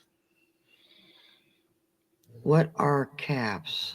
The very top cap of the pyramids were supposed to be gold. So the triangle on the very top, it's a separate piece of the pyramid, was supposedly gold capped, and they say that's what was a part of the free energy, that if you don't have the gold, the mineral on top, that that you can get everything else going, but you're not going to produce anything or be able to.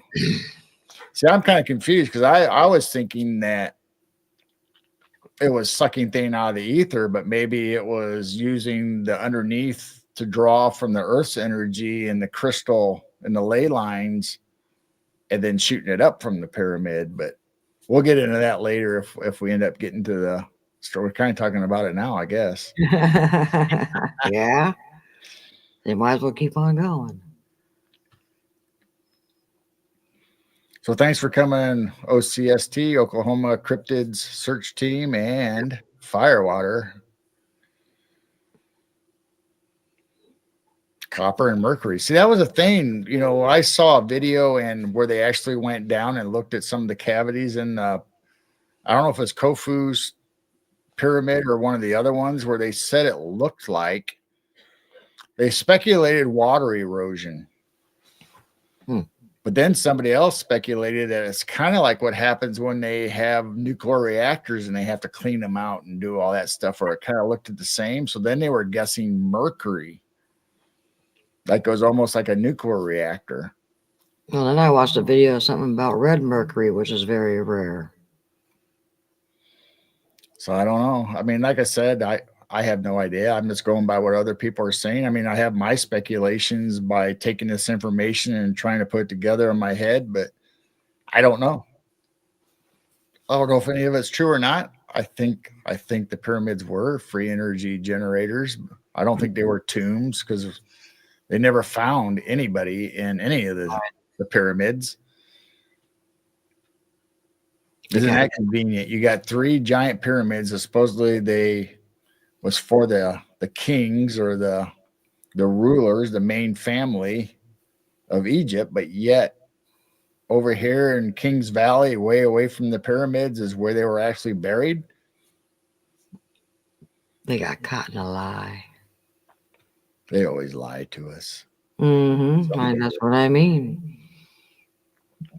Have they told us the truth about anything? Nope. Anything they tell us, look at the opposite. Yeah. 1, 2, 3. 4, 5, 6. I keep seeing 1, 2, 3 or 3, 2, 1. And we've been on an hour and 23 minutes. 1, 2, 3. Blast off. Poof. 3, 2, 1. Poof. Hey, Clay, welcome in. Hey. Yeah, I think there's a lot more under that sand. That whole area probably has all kinds of stuff. And how deep does it go? So I brought up the other night on Dennis's show, The Road Less Traveled. I think it was on Dennis's. Maybe it was on our show. I don't remember. I'm getting them all mixed up. But anyway, if you look at the world map, flat map, if you look at it, all the deserts line up kind of on the same line all the way across the whole world, where all the deserts, a little jog. And I said, if you dug down deep enough, some of it close to the surface, some of it a little deeper, that you get glass beads, which they say extreme heat would cause that, which like a nuclear reaction. So now if we're talking about the pyramids being nuclear reactions, did they have an accident and then turned all that land into desert? Because we know, talking about Cleopatra and all those stories where the Nile, and they had Israel even having, you know, all that great plant life and greenery, but now it's all desert. Now it's desert everywhere. Is this a replay? No. Could be. We're probably talking about the same stuff we've already talked about before, but no, This is live. This is live. Right now. Live. It's not Memorex. Are you sure? Pretty sure.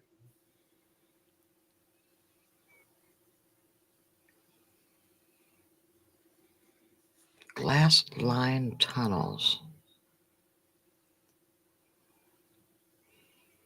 I still want to know where they came up with the catacomb bodies.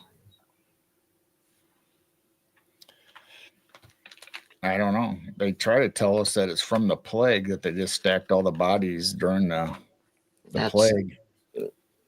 That's a lot. At least the ones in France or over there, and those catacombs. I don't know about the Vatican. How many catacombs is there? Oh, I know of 2 at least. Probably a lot more.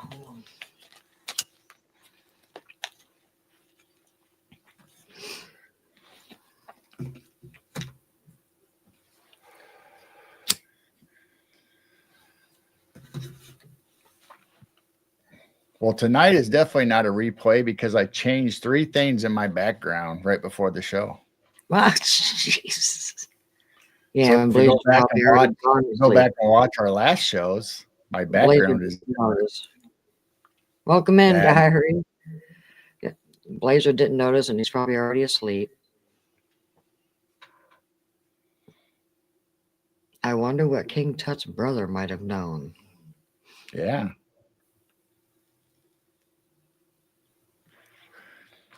I mean, I've watched all those documentaries and history things about King Tut and how he was kind of a crippled and how he might have been killed and murder and all that stuff, or a chariot accident. I mean, they had different ways of explaining why he died at such a young age and having health problems. And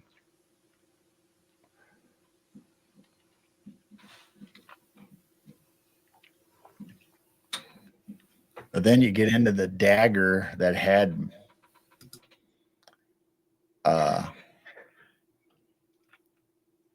meteorite material. Like how did they make a dagger out of a meteorite or a space rock? Where'd that come from? And that leads you into the ancient aliens and gods and all that stuff. That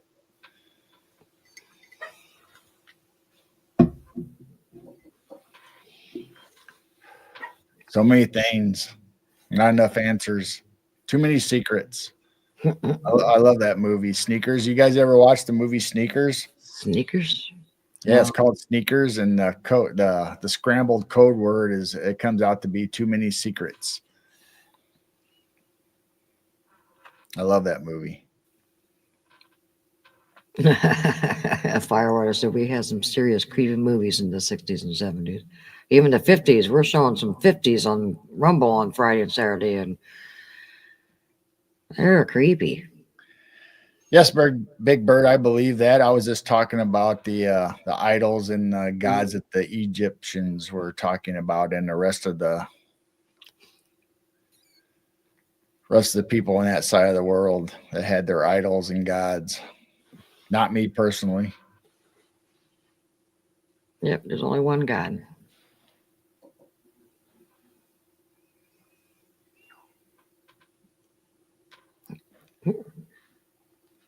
Everyone's still saying hi to each other.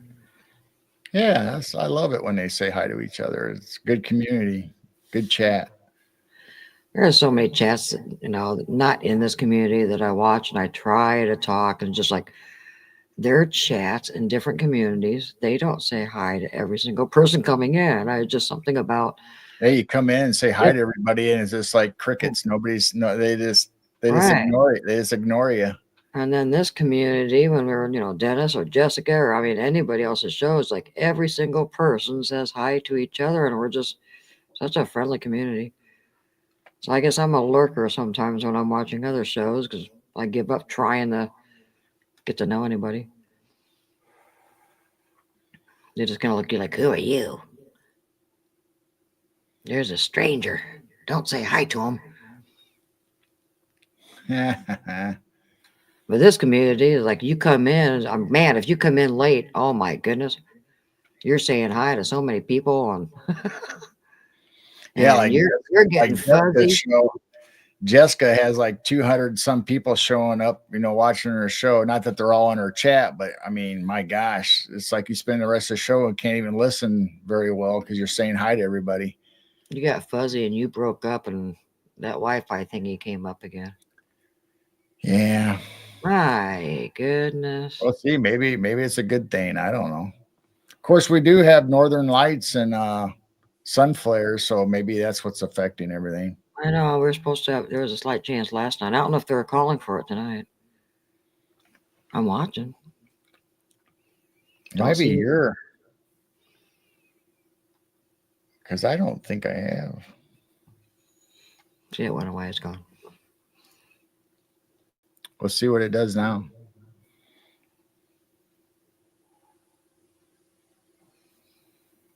Why would you? It popped back up again. What'd you do? Oh, now it's gone again. So what'd you do? I turned off Wi-Fi because Oh, I now, got a direct. now I it's got a not. direct cable. I Oh, got a direct Ethernet into the computer. It shouldn't even need Wi-Fi. I don't have anything on here that needs Wi-Fi. it's popping in and out. I don't know. Well, if we freeze up and look fuzzy, everybody knows why. Oh, right here. You want the other one? You want both of them?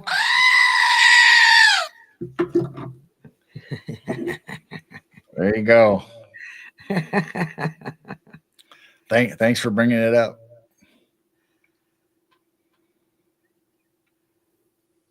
I'm new here. I was gonna say hi, but I think I'll go back to lurking. Oh, you can say hi. You can pop in, stay, or you can just watch or listen. Thank you for coming. I appreciate you let us know that you're here. That's all right. I lurk in shows, but we are a chat that you come in and we say hi to you. Everyone's gonna say hi, hi, hi, hi, hi, hi, hi. Yeah. So welcome in. We have a very friendly chat. But don't be afraid. If you want to stay in and say something, go ahead. If you want to talk about movies or music, or we're going to be talking about cryptids here pretty soon. Thank you We've for already, typing in. already been talking about pyramids. So Now, just saying that I watch, several different shows that's not in this community, and there has been times I've tried and nobody says hi to you. So that's when I turn into a lurker. But this community, everybody's friendly.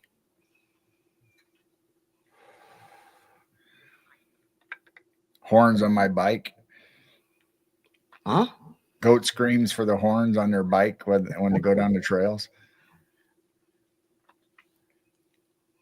My goats scream if I just go out in the backyard. Yeah. It's not like that though.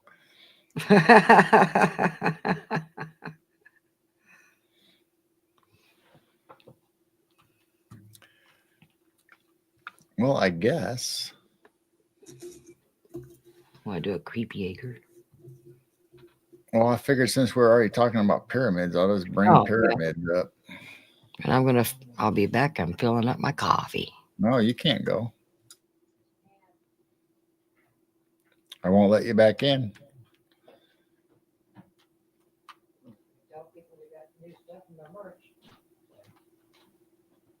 Space Penguin shirts. So it's so funny that what the last year or so I've been sharing pictures and making thumbnails and stuff with it, and once in a while I'll share it on a show. I found this AI artist rendition of pyramids with the towers underneath of them.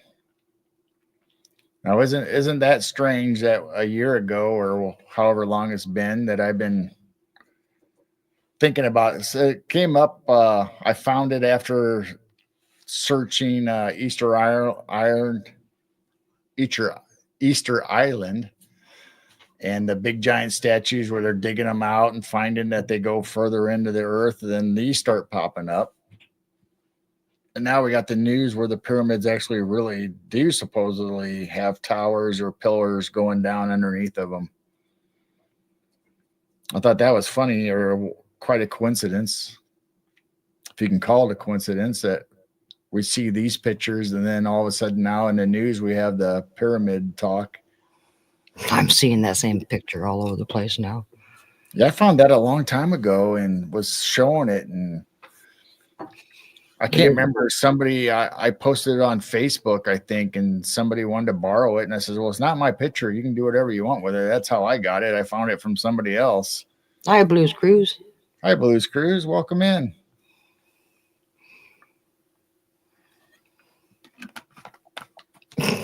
I just now saw what Firewater said. So it was at least a year ago. Maybe a couple. I can't exactly remember. I wish I could find the original that I had. It's probably buried in my tablet photos or somewhere on the computer. But this is the same photo that I was sharing. Clay said he's gonna go try and make one. So this is the LiDAR, or supposedly the radar that they used. And I don't know if you can see it, but I'll try to point. Did they shoot it from the side? These are the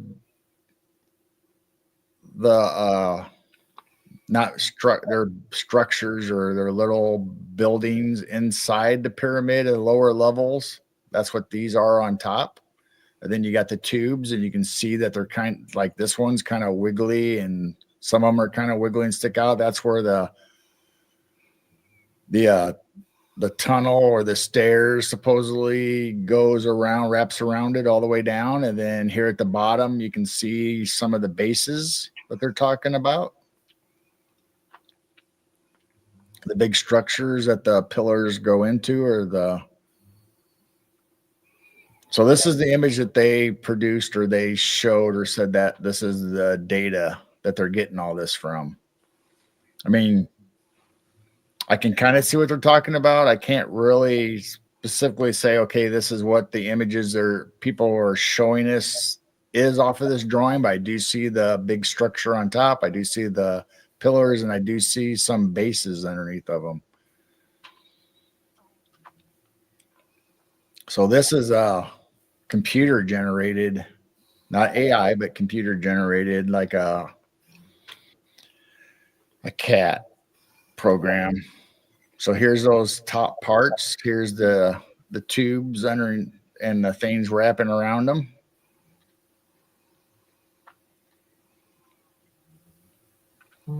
So they're saying that 4 of these pillars go into a base down at the bottom. And I think there's at least 8. I don't remember if there's 8 or more of the tubes. There's got to be more than 8, because I think there's like,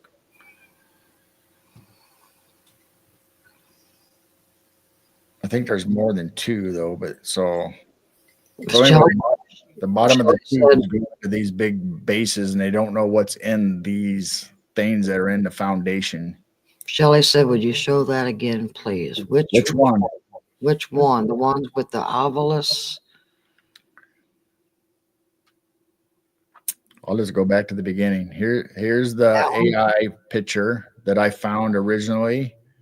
Oh, the pic that looks like X-rays. That's what she said. So this is the X-ray or the LiDAR. I don't know what the ground penetrating X-ray or whatever you'd like to call it. I call it LiDAR, but I don't know if that's really the technology they're using. Leave But this is the image that they're passing around. A lot of people aren't showing this picture for some reason. They're showing the all the computer. videos are showing I these. keep seeing that. Yeah.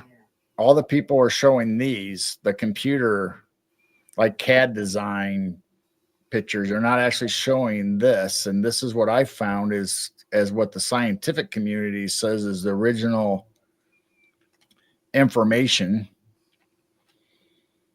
that people are drawing or coming up with these. So you got these up on top. Now, I don't know if these are what they go enter in once they're in the pit. So this is the representation of the pyramid. And then these are on the lower level, which I'm taking it as these big dark red, the big tops of all these pillars or whatever is showing the buildings or the empty spots. But the thing is, it's not hollow. It's solid in dirt, correct? It's not like you can go down there and walk around the pillars, correct? I think dirt, isn't it? I think the tubes themselves, I don't know if they're solid or hollow, but then these Talking in between the tubes. these right here, these white lines going around, these are the tunnels or the stairs. There's some people are calling them tunnels, some people are calling them stairs or steps. So I don't know if it's a tube or a tunnel But with it's not, steps in them that go all the Right. way around. but it's not empty down there. You can walk in between the pillars. It's under No, dirt, it's, correct? it's Yeah, okay. it's Because all Lantern filled Keeper, in. he said, Lantern Keeper said, what is keeping the land on top solid? That's because it's all dirt. There's the tech just showed these So towers. this is the base of the pyramid. So this is representing the base and the big stones on the outside, the base of the pyramid. Then you got the structures inside, then you got the pyramid on top.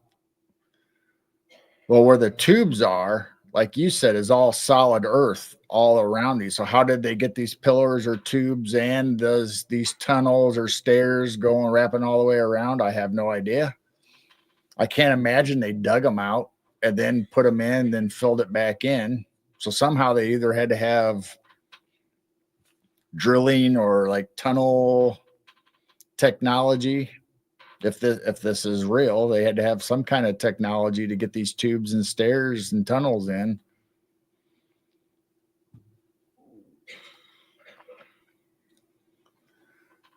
So then at the bottom of that picture is these guys. See, they're showing them as hollow, but I don't know if that's just because the CAD program shows them that way.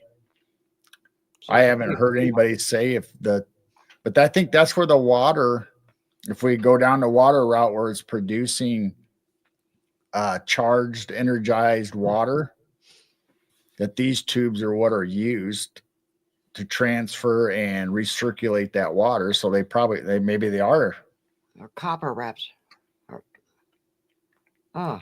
Those coils look like copper wrapped stakes. Well, in the other picture, they're white. This picture, I think they just pick colors to make them stand out. I don't think they're copper necessarily. I'm not saying they're not, but these circular things are supposedly tunnels with stairs or steps in them where they can go down. For supposedly somebody can go from the surface all the way down to this base for whatever reason. I don't have any clue. Or maybe it was just a hollow part of the mechanism. I have no idea. But as far as what everybody's saying, that you can actually walk in these all the way down. And they don't know what's inside these bases, if they're solid or if it's a reservoir or it goes to something deeper, or because they're almost making it look like water. But I don't know. But it definitely, yeah, you're right, Val. It definitely looks like a battery. And so that could explain a lot. I didn't grab the picture and I should have. of the hieroglyphs on some of the tombs and some of the things where they show like the vase with the looks like a battery, like it has energy in it. So that would go right along with this, and also the Anunnaki picture of them holding the battery pack or that box or whatever. So maybe this free energy technology from this correlates with those pictures from the. I might try to find them before the show's over. And so this is that deep. Yeah, this is that's what they're saying. I don't know. That's what they're saying. This is how deep it goes. So.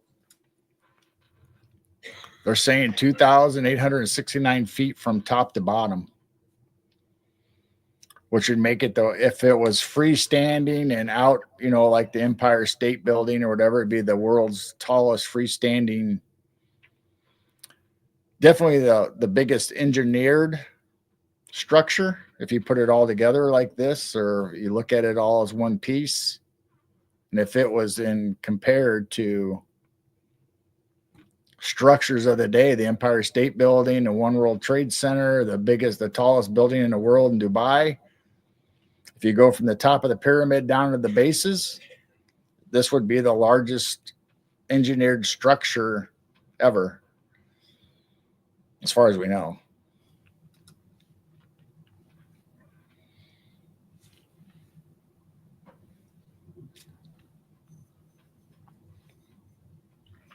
Yes, Val, water would be a conductor. So that's what they're saying. Almost even like when I worked at the nuclear power plant, they had the rods, which were in barium water.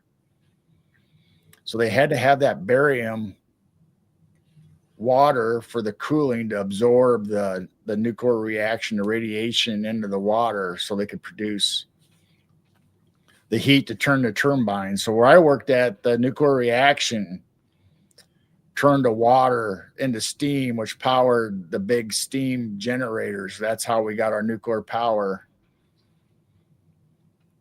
Now they're saying this is the same way that they used water, supposedly, that they would circulate up and down these tubes. And if they had some kind of nuclear reaction down here with the water aquifer,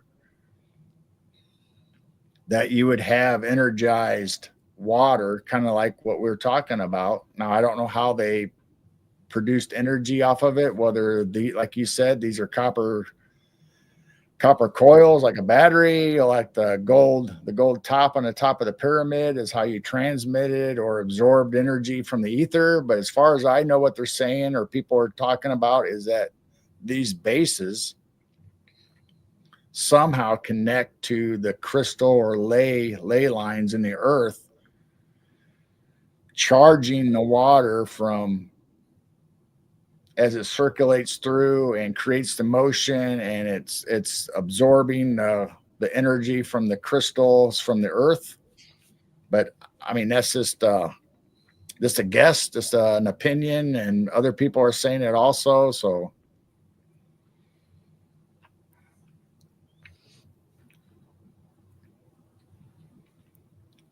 yeah, Robin, I don't know. This is somebody else's image that they put together, so I don't know if the measurements and everything is right, but they are saying that this structure does go down 2,000 feet or whatever. And so I do not know. Are they planning on doing any more pyramids? Or is this the only one they're going to do?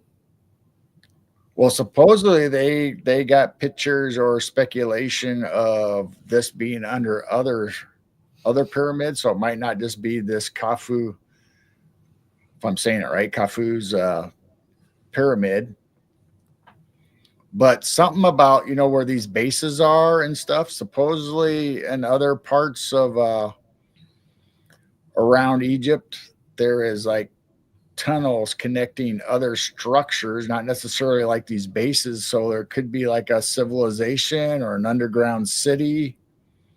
Now, like I said, that's what other people are saying. I haven't seen any proof of it. I've seen a couple of diagrams of it.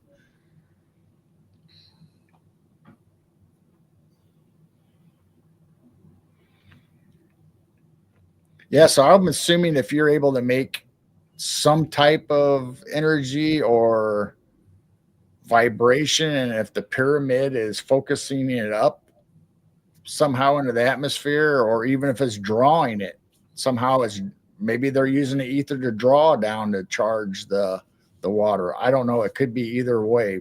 It could be an output, it could be an input. But I would definitely say if you're putting that energy out and you're focusing it from that pyramid, you would definitely see the weather above change. You would see whether cloud formations or some kind of almost like maybe radiance or lights in the sky right above the pyramids, like something's going on in the ether.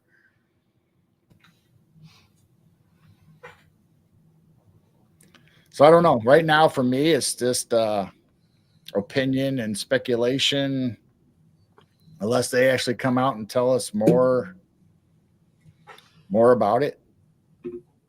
But this is somebody else's drawing, supposedly, of what the height would be compared to world structures now.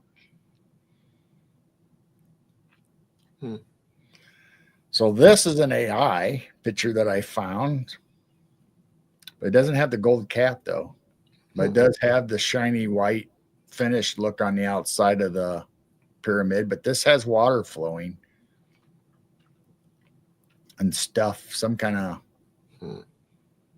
energy or some kind. I don't know why these are there, because you don't necessarily see that on a pyramid. At least now it doesn't look like there's these channels or openings or anything. But I just had a weird thought. huh. If something happened and all the pyramids just shut down because of a fluke or something, would it cause a flood because if all the water can't circulate and flow anymore?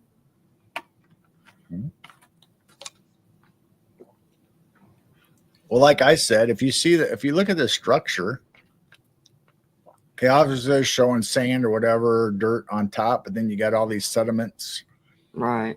like you would expect to have, whether it's soil, limestone, granite, whatever, through the sediment layers. Well, if you read the Bible, it talks about how plush and great most of the land was, except for some of the desert. Some of it was desert, but so before that, did they have a nuclear catastrophe that Right. turned this into a desert, into a wasteland? Kind of like on the Planet of the Apes, where they had the Forbidden Zone that was a wasteland. And that's why you're finding silica or beads of glass underneath the desert floor, because somehow the energy got away from them. Or does it go back to, like I mentioned on the show the other night when I was on, does it lead back to the Atlanteans and the Lemurians having a nuclear war and about wiping out the whole entire earth and civilization? Do these deserts come from that, or is this part of the energy where they got their nuclear power for nuclear weapons? Because we all say Atlantis was had high technology, that they were a highly civilized technical thing, and they say the same thing about the Lemurians. Robin says, does this lead to inner Earth? Well, like I said, they're speculating. Some of the people that said the radar, they're penetrating other areas around and beyond the pyramids, and they're showing structures almost like it would be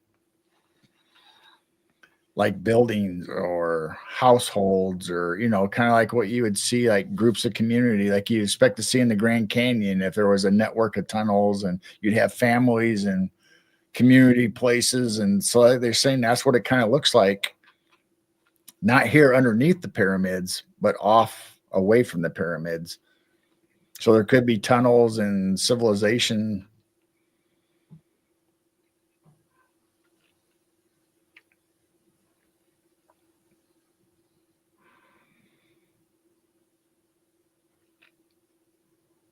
Questions.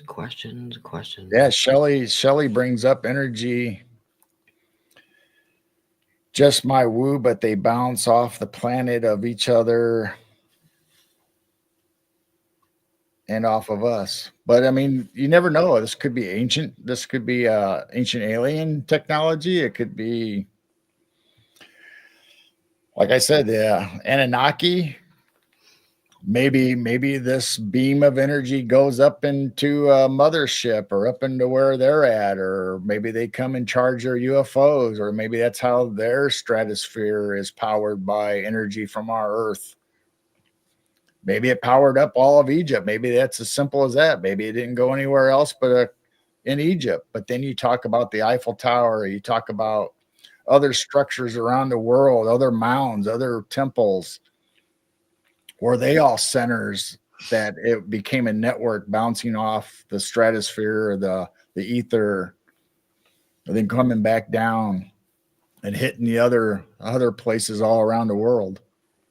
Or did it just spread out? Did it just spread out across the world and hit all these things just naturally?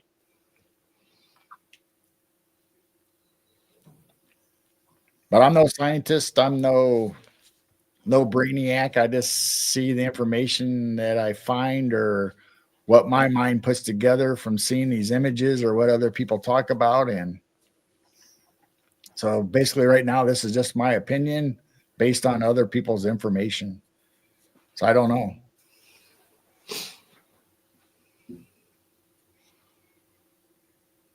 Ancient Electric Company.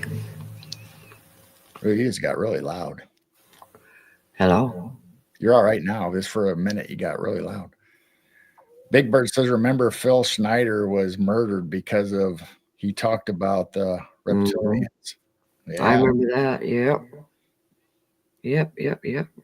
So I have more AI pictures. Now this one doesn't really look like the pillars unless you take the outlines of these. If you think these are the pillars and this is what's happening in between the pillars all the way to the earth, some of it going down, some of it going up, radiating up. I don't know. I just thought it was a cool picture. Oh, Daryl made a good point. Are they connected to other planets like Mars? Because there's pyramids there. Right. Well, that's what I was saying. You know, if you believe like a UFO or alien connection between the pyramids and this free energy and power, it could be going up. And like I said, it could be going to an Anunnaki, whatever entity you think is up there flying around, or another civilization. It could be bouncing off the whole universe to different places. Right now, I'm speculating it definitely went from either just Egypt or possibly around our whole world, across our world, to other temples and like in Japan and China and Black Pyramids and Antarctica. And I mean, could it be powering under earth and underground cities? Could the energy be going down there? Could it be going everywhere? I mean, who knows? Good morning, Flyby Stu. It's 5 a.m. there. Yeah, welcome in. Didn't you talk about the mushrooms giving off energy from the ground? The mushrooms, we talked about their network and how they communicate, and I don't know underground. I'm not sure about the energy coming from the ground, but I know they all connect with the trees and everything underneath the ground. It's all like a big network that's connected. So this is another AI, and it kind of fits into what we were just talking about, off-world planets and civilizations. So if this was producing energy and it's beaming out, going everywhere, is it going to other planets? Is it? Maybe they communicated with other planets. No. Or is this off-world? Is this on another planet, not necessarily Earth? Is this on Mars? Is this on some other universe planet where it's getting use of the the energy, and all the pyramids everywhere is connected. This doesn't necessarily have to be a picture of somewhere on Earth.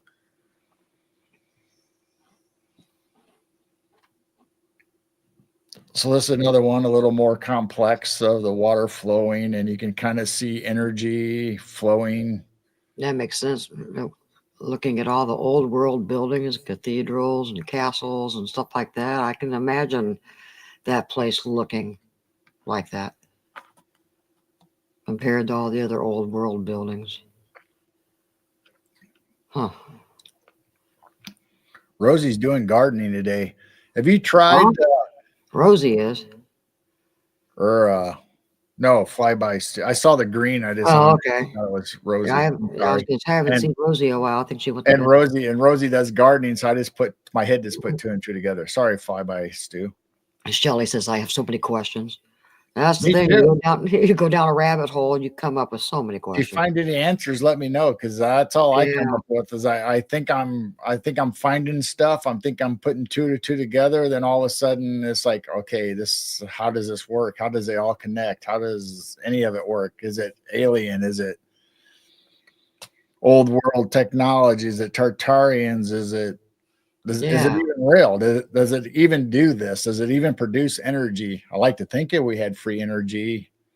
I think it was a part of the old world, the Tartaria era.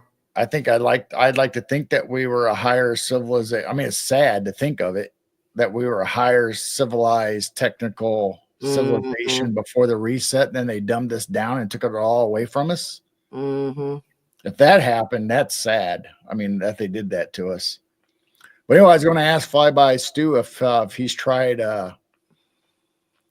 Oregon generators or the copper coils around your plants, or on a stick into the earth down but to the roots to try to draw energy from.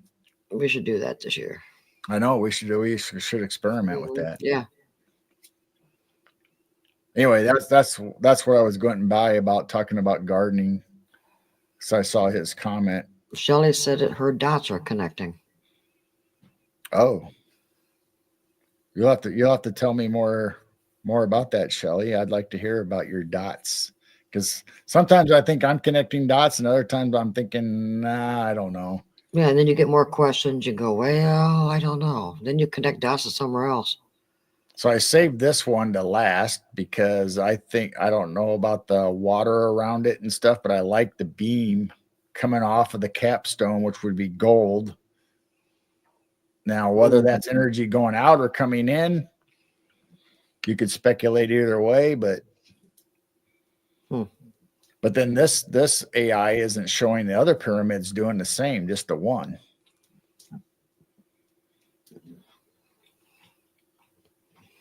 But I just like the images. I thought they were cool, and they kind of go along with the subject of whether they're I can come up with some. Whether it's generating electricity for a battery or if it's just producing free energy. I like to think it's doing both. I like to think they have technology for portable batteries and batteries for stuff that they were doing.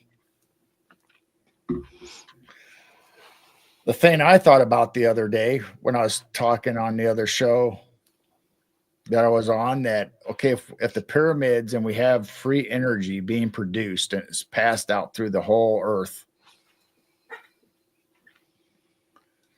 this is the type of energy that you would use to levitate or to match the frequency and vibration of these big limestone bricks, to levitate them and put them in place. You could just literally take tons,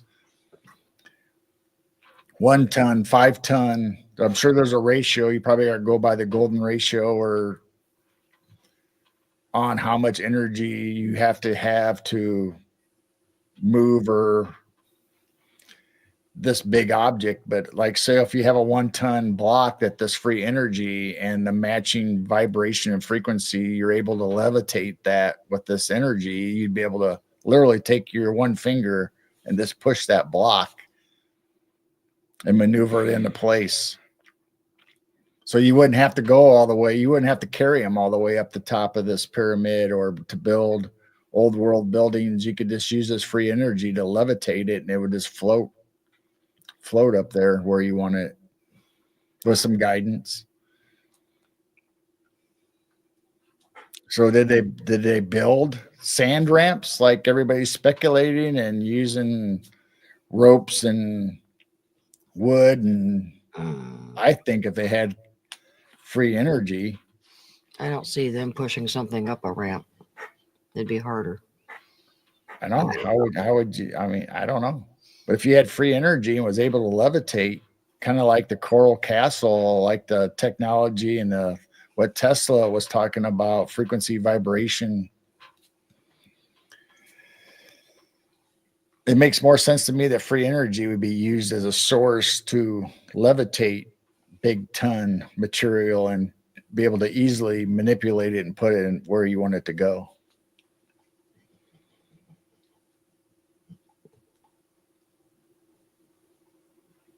Lantern keeper, that's a good thought. I wonder if copper on a pet collar would help with fleas and ticks.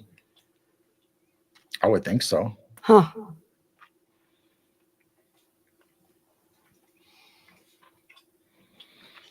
Quit.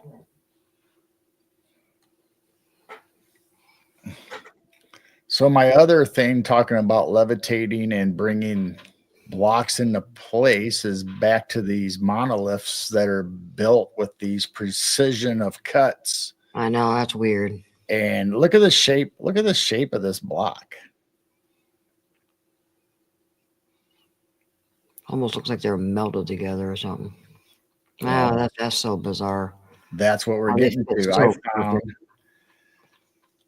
I found a old document that talks about how some civilizations could have done this, and I brought it up on the other podcast that I was on.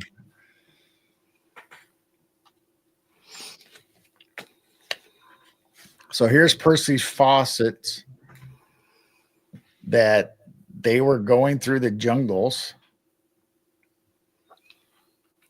and their spurs on their boots and the metals on their equipment was becoming to deteriorate and disintegrate.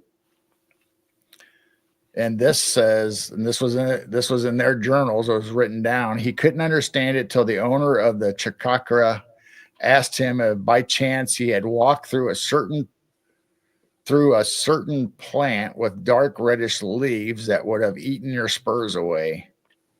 That's the stuff the Incas used for shaping stones. The juice will soften rock up until it's like paste. So supposedly this red plant that the oils and I don't know what you want to call it. I mean, we always use it for tinctures and stuff, but the oil that they were getting from this plant, you could apply to the edge of the stone and it would start penetrating it so far and getting it would be like clay, like soft paste, and you could literally put two blocks together no matter what the shapes are and make them form together. Then that paste eventually would evaporate, the oil would evaporate or go away, and then the stones would harden back up into that shape, which would explain stuff like this.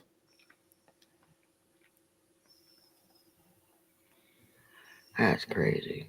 But I mean, I'm not ruling out ancient technology, alien lasers, precision cutting, all that stuff that everybody talks about. But this old text from him talking to the elders or the people that had the history of the Incas, talking about this dark reddish leaves. I don't know what the plant's called. And then you have this from Peru, which was from Garcia Lasso de la Vega, talking about the same thing, that there were beautiful cut masonry. Each stone was so perfectly fit into its neighbors that there was no space for mortar. It is true that the mortar it is true that mortar was used and was made of a reddish clay, which brings us back to that reddish plant, which they call in their language, and I don't know how to pronounce that. I'd probably mess it up, but it's something Lascanta alpapa, a sticky clay which was made into paste. No trace of the mortar remained between the stones, and the Spaniards therefore state they worked without mortar. But this is like an early old document that they written down about the reddish clay, which I'm assuming that it goes back to these reddish leaves that they introduced the oil into the clay to use as mortar between these stones, and then it dissipated or left and just left the precision edges of all these stones. Well, that's just me thinking out loud, putting, like Shelley said, dots together, but I don't know if it's here, there, or whatever. So you can look this up, the Royal Commentaries of Peru, in 2 parts.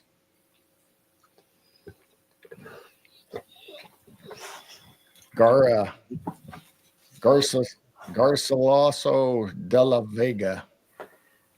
And the explorations, the Spaniards and the conquistadors that bring up the reddish clay. And so I don't know. That's the first time I've heard of the reddish leaf plants and making stone and turn to paste and steel to disintegrate. Bless you. Just a minute. Bless you. Bless you. Doggy's got to go outside. All right. She's whining. So that's all the information I have on pyramids and what I've found so far. And I think it's very interesting and it makes sense to me. Could it all be true and the way it actually happens? I don't know. I have no idea. I wish I knew exactly what that plant was. I have that one word from that one picture, but and I've actually looked up the PDF on that file, so it is in there, but I don't know if the plant still exists, if it only existed in that one area, or if it was worldwide and other civilizations used it to make their cuts.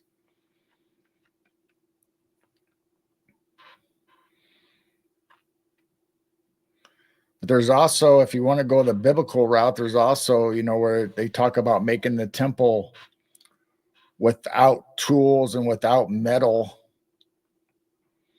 So somehow they had to make their precision cuts without using metal or any kind of tools.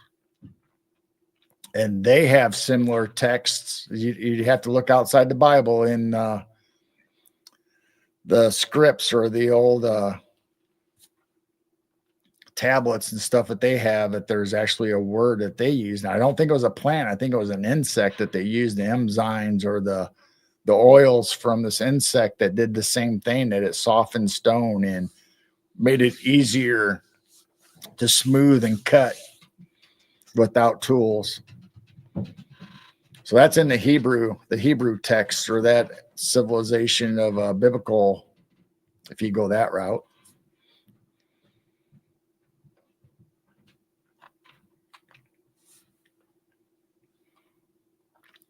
So I just thought those pictures were pretty cool and hope you guys enjoyed them. That's where I'm at right now that I know of what they're talking about, finding the structures under the pyramids. And then I found the other stuff about the plants, and I don't know. So it's a wild ride, and I'm trying to hang on. And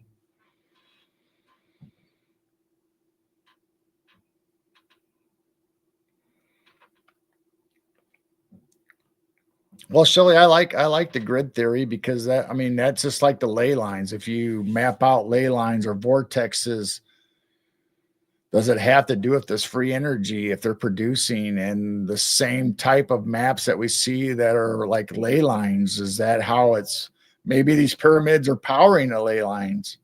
Maybe it's just not the crystals in the earth. Maybe the pyramids are powering and that's the network they're using.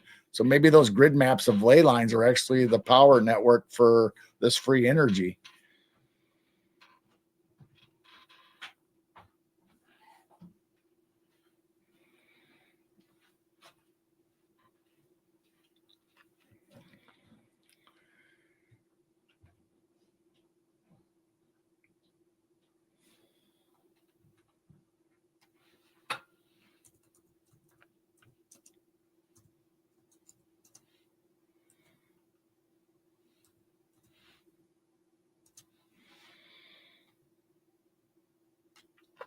Yeah, I don't know. I mean, Octum's razor says the simplest explanation is probably the correct one. So we just got to pick one, or maybe it's all of them. Maybe it's all above. What'd I miss? I don't know. Oh. We're just talking. I was just saying I'm not 100% sure of any of this other than None of how them. I feel and what I think is going on to make sense to me, but it doesn't necessarily mean it's true or makes sense to anybody else. And will we ever know the truth? I'm assuming someday when we get to the other side, we'll know. Yeah. Then it won't matter, will it? Good night, Daryl. Night, Daryl. Bed is calling. Wow, we've been on 2 hours now, or Yeah. almost 2.5. Cool. I didn't realize we talk about all this between movies and music and pyramids. Pyramids, I kind of planned on talking, but I didn't know how long we talk about it. But we kind of jumped in almost right away with pyramids.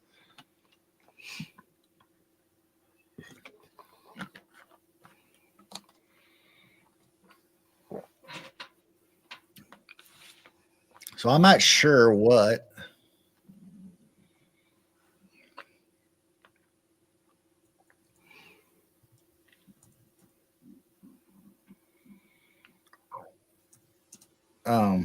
what they would use the power for. If they, I'm assuming they had some type of lights and batteries. And I mean, we talk about the jars that they found in Egypt that had like supposedly some type of acid and copper in it, like it was a battery. So maybe they use that energy to, like our equivalent of a 12-volt battery for a car, or batteries we put in our flashlights. I don't know. I mean, they had to use the power for something, right? Well, for buildings and living quarters and stuff, probably. Those are the main power plants. And that's why they're all over the whole world.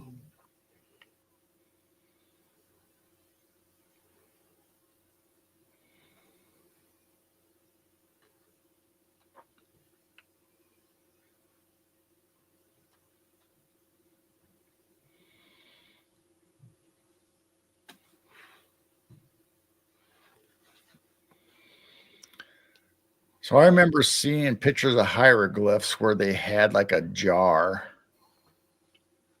that looked like it had energy coming out. Mhm.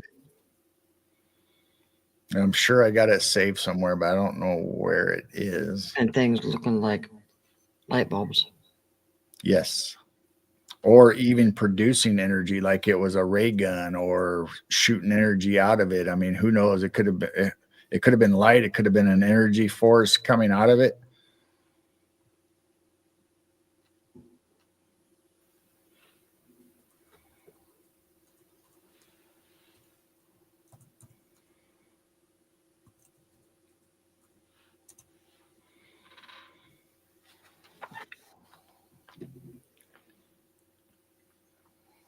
I'm trying to see real quick online. Go ahead and keep talking, everybody, while I'm looking. I'm trying to see if I can find that same image again. Okay, I'm reading chat. And I doubt it that I'll be able to find it when I want to find it, even though I've had it downloaded forever.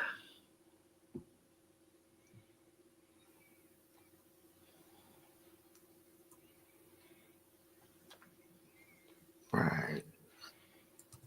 I saw something interesting. Something reached out and into another place and picked up something and pulled it back into where it was.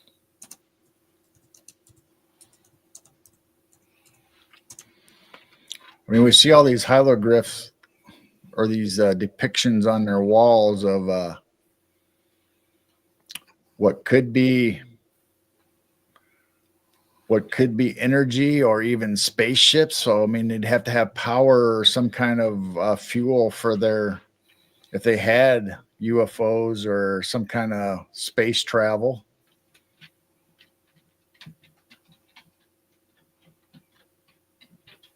All right, I think I found the two. Now I just got to figure out how to get them up on screen wherever they got saved to. That's the thing. Where did they get saved to? They're on your computer somewhere. You'll find them. You'll find them. All right, I'm done with coffee. It's achy.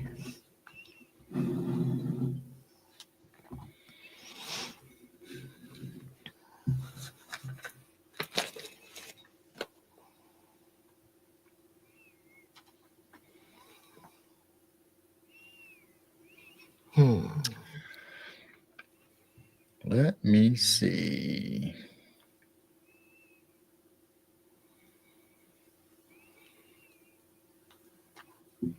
Well, Shelley, when that happens, do you feel comfortable or do you feel spooked?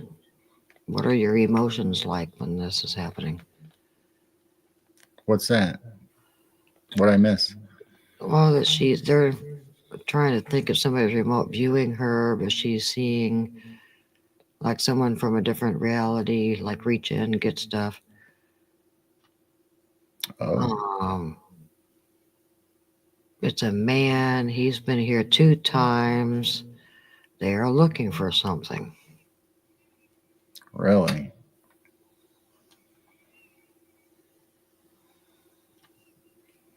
And no, you're not nutty. We're all nutty.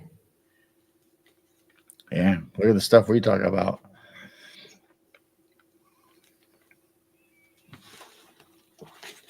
It's called thinking out loud. And using your brain.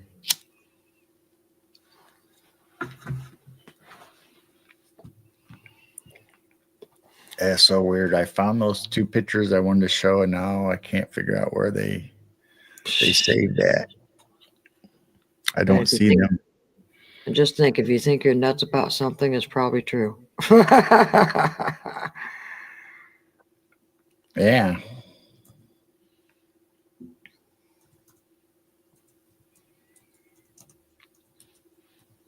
Now, what they say, the best way to hide something is have it right in front of you. Right in plain sight.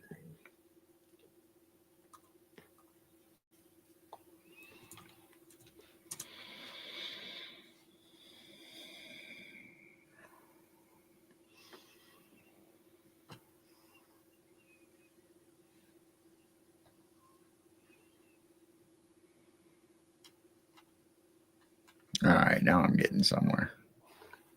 All right.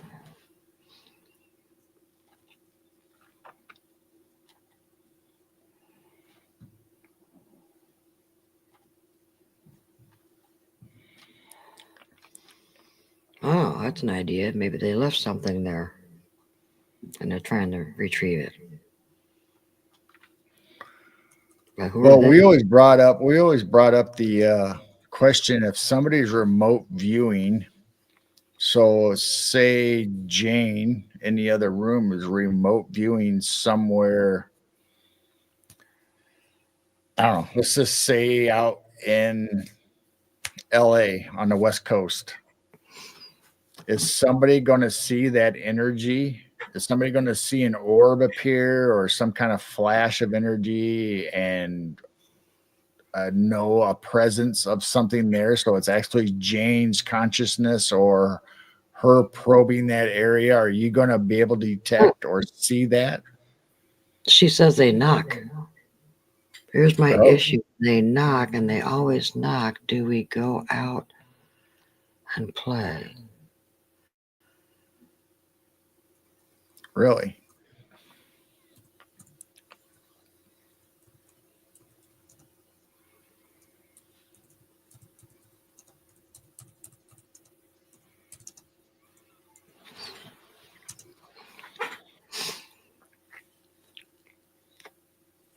You still can't find them on the computer? No, I'm finding them. I'm just trying. I'm just getting them downloaded.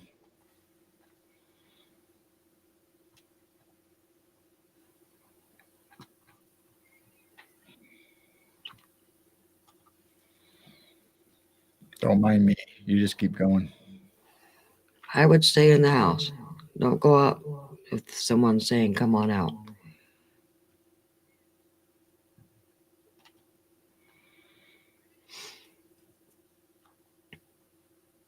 Some things need an invitation.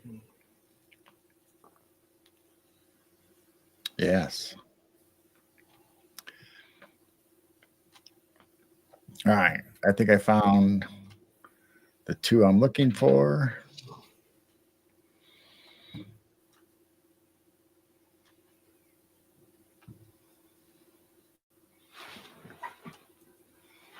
And then, And then and then, 10 minutes later.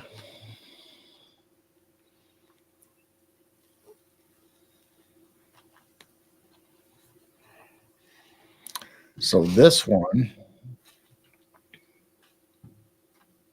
is called the Baghdad Battery, which is ancient pottery that they found in Egypt, or Baghdad, I'm sorry, that had this wound up lead or copper inside this vase like it had acid. So would they be using the technology we're just talking about to charge up this vase if they use it as a battery or something for their household, for machinery, for whatever purpose they would have, lights?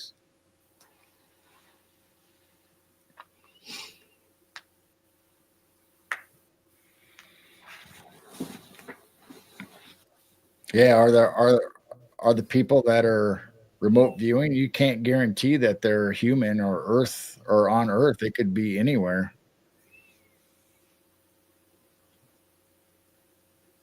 They could be alien, they could be angels, they could be spirits, they could be I don't know. I mean, it's just possible it could be almost anything. It doesn't have to necessarily mean they're human.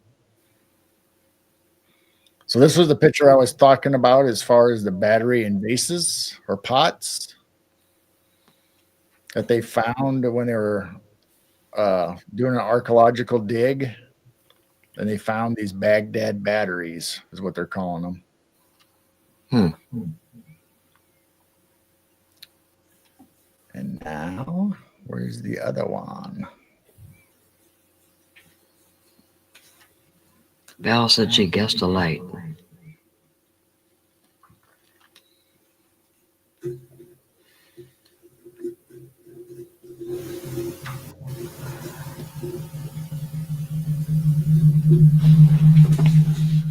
What's that from? I don't know. That was weird. I don't remember hitting anything.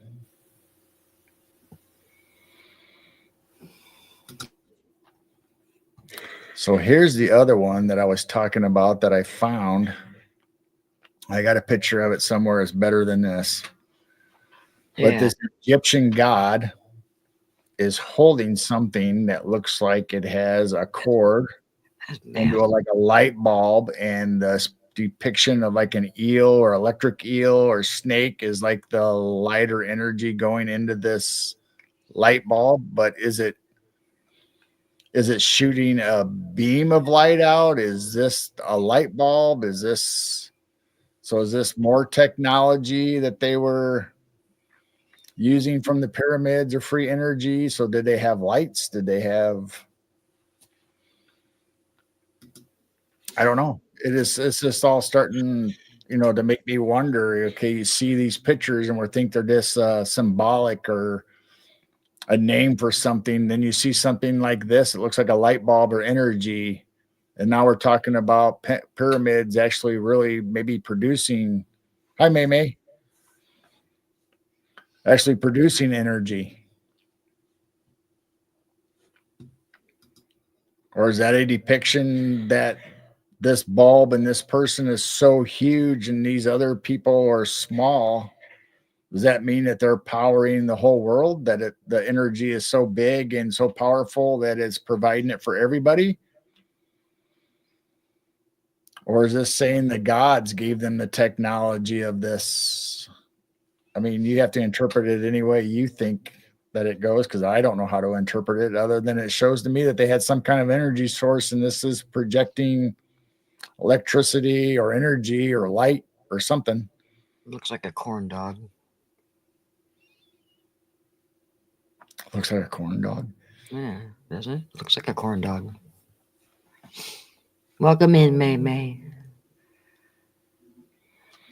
So those are the two pictures I was talking about that kind of go along with the free energy. And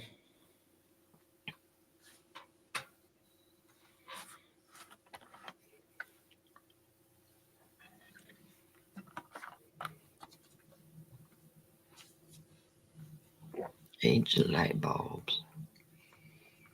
so I have no idea. It's all speculation on my behalf, or trying to put two to two together that makes sense to me. If we did have free energy from the pyramids and we see these pictures or the Baghdad batteries, I don't know.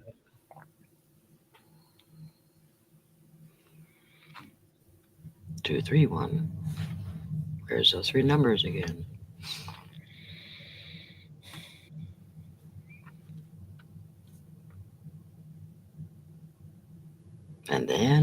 And then what? I am going to get a drink and then I'll be right back. So you, and then whatever you want to, and then about. Oh. And then what, Creepy Acres? I don't know. I'll be right back. So you keep talking and we'll decide when I get back, I guess. All right. All right.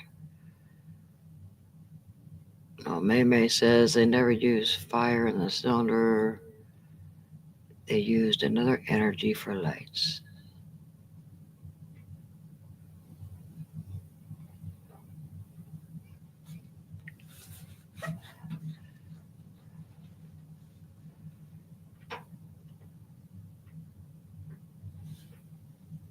Here's something that bothers me, I guess. Something about spinning out into space, the equator, and the axle.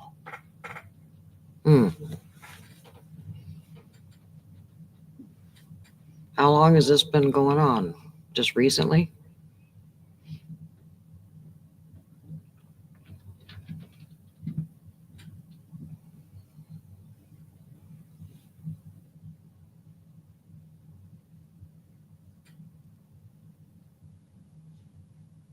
I don't know what to say about it. Just keep us updated.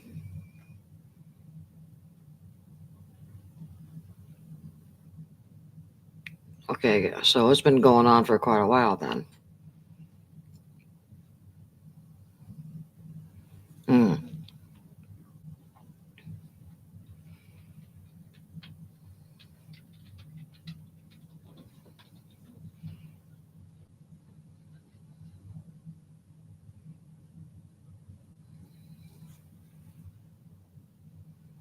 And it's still happening today?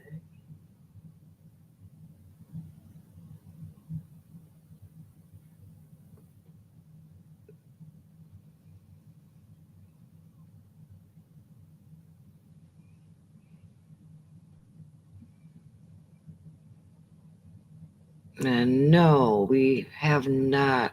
I don't think we talked about medieval knights using technology. Big Bird's hitting the hay. You subbed. Thank you. Thank you for coming in, and we will see you again. Have a good night.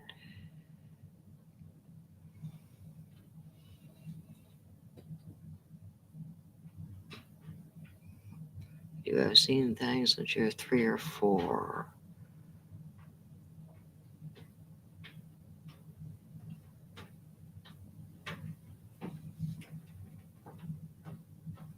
They follow a path.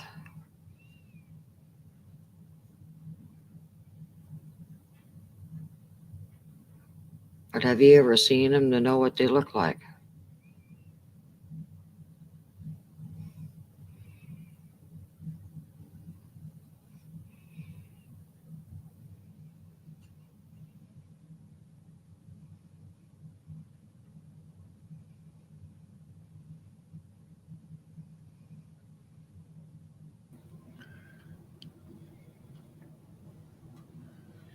Mamie said we should look up older the medieval knights using technology. Oh, I got pictures of those. We just haven't talked about it on it. I've brought it up on other shows, and I think I've mentioned it a couple times on our show, but we haven't actually shown the pictures. I got pictures of them with the using the ether from the Oh, ether. hold on. Blazer, we will be praying for her. He's at the ER. He had to call an ambulance for Mom. Oh, Please sorry, text, Blazer. text us tomorrow. Please keep us updated, Blazer. We will be praying for her. I'm sorry. Yeah, please text us tomorrow and keep us updated.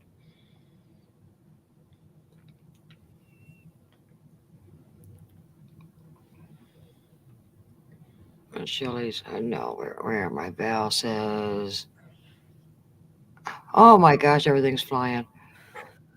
No, I don't necessarily believe that. I mean, it could have been the Knight Templars, but I'm thinking it's like olden knights, like Knights. like King Arthur and all that stuff. But I could be wrong. I don't know. But yeah, I have pictures from old manuscripts. I think is where I got them from that I found online. I think they're real. And well, remember Jane, I was going to do that the crown jewels, and I had swords that had the stones on the end of it, where that was taking energy from the ether to charge up their crowns and their swords.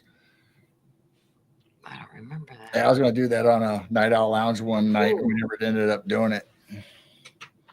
But if you look up all the crown jewels, and every monarch, every king, they all have crown jewels. Now, is that to get Akashic record downloads? Is that to get energy from the ethers that these big stones are on their crowns? And then a lot of their canes and their swords had diamonds and crystals and stuff on the end. You know how you have the handle, then on the end you always have a big round thing on the end. Some of them were crystals and diamonds and gems. And then you add the pictures. You had the pictures of the knights fighting and having energy coming off of their swords.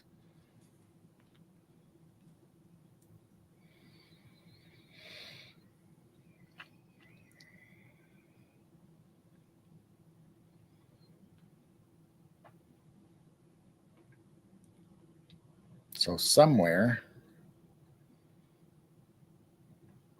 I have pictures of like that.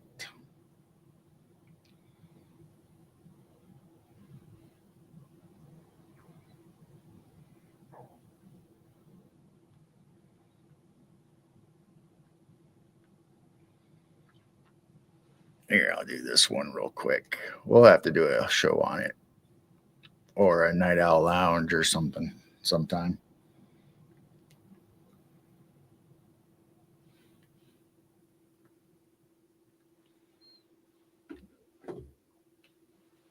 We got a notification on the phone that we're getting storms eventually in our area, maybe.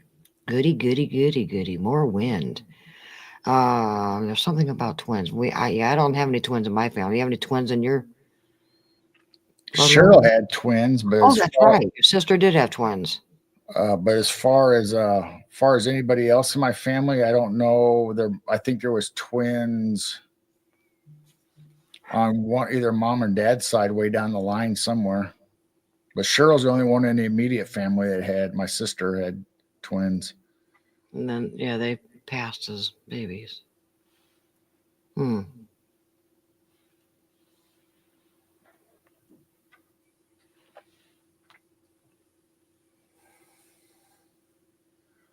Twin cousins.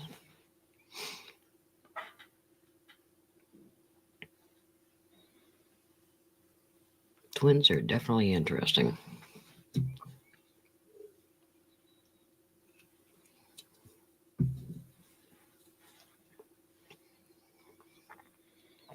I don't think there's any twins in our either side. All right, so I'll bring up a picture.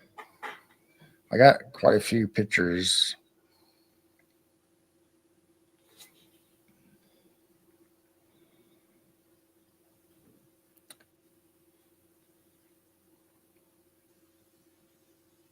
But I'll just bring up one since we're on this subject and it got brought up. But I was thinking about doing a show on it someday. Not Sunday, but someday. Someday. All right, let's see if I got this in the right place. And then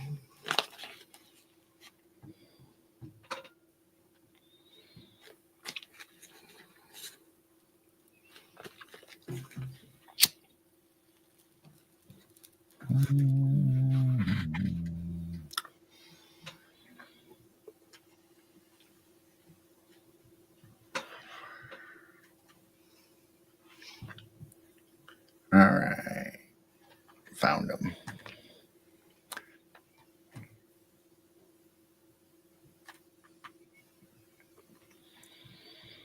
So I have this picture was a drawing. I don't think this one's old. I think this is a reproduction. The other one, the other picture I downloaded has came out of an old manuscript. So this is showing knights with fire or energy coming off their shields, like it's deflecting. oh, And they're now, if you look at these scepters, it has a spiral to it, and it's almost like the eggplant or the pineal or the pine cone that you would see in the Anunnaki pictures, that they have a shape to them. Oh yeah. And that so that's what that top of this wand or whatever looks like. And then this one's just a normal shield. And this is an old drawing in an old manuscript or book showing the exact same thing, where they have like this energy source that's putting out energy and going to the swords, and the sword is projecting the energy to whatever it hits or what's around it. Like these two fighting. I don't think I've ever seen photos of the swords being like that. That's interesting. What are those pillars in the middle? I think that's flames or energy, or I don't know. Could be bushes as far as I know, but I think they got it labeled. So it's like it's an energy or fire. Huh. But then they obviously got this, whatever this is in the middle. There's an L by that person. Yeah, if you go to the manuscript or the book, it describes what each thing is supposedly. Oh, okay. But I didn't bring that up, but you got crowds of people watching this, so it's like almost like you would see in Rome, where they had gladiators fighting each other. So this was a spectator sport, obviously. Whatever these guys are doing. Yeah, Val said ancient lightsabers. Yeah. So that's what I have on that. I got quite a few pictures from the book and stuff like that. So we were going to do a show, or I was going to bring up the subject, and I had pictures of swords with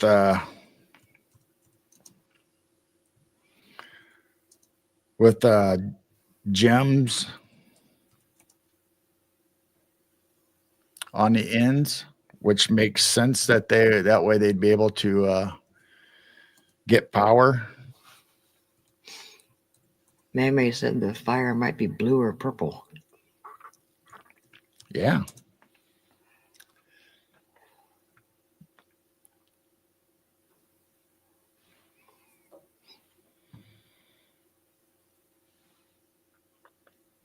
So not all swords have this stuff, but a lot of the kings and wealthy people, or I don't know if you want to say important people,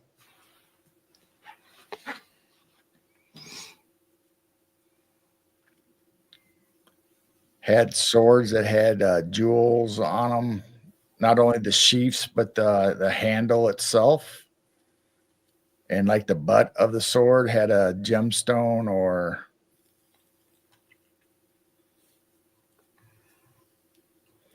I'm trying to look one up real quick just to bring it up to show.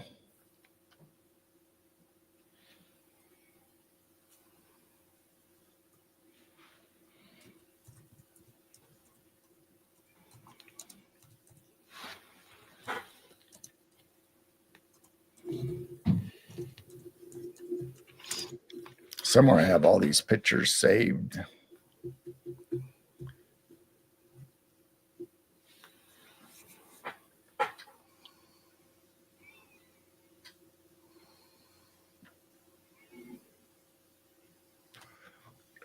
Of course, now I'm not finding what I'm looking for. You need to spend a day and just put pictures on the computer and put them in folders and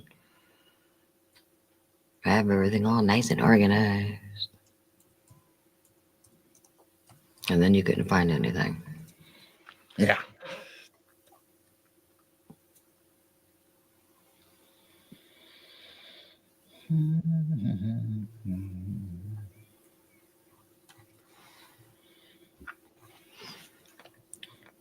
Well, anyway, I want to talk to everybody,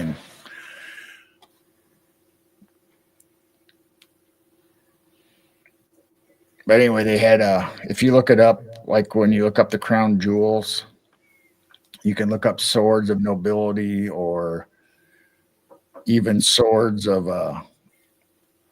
from other civilizations that'll have like a big diamond or ruby or anything on the end, the butt end. Mm-hmm. And so if you put that together with that picture I just showed, that either something's generating the power and is transmitting it through that jewel, or the ether is drawing energy from the ether somehow. However it gets to it, then the sword, when you strike or put that energy out, is coming out at the end of the sword.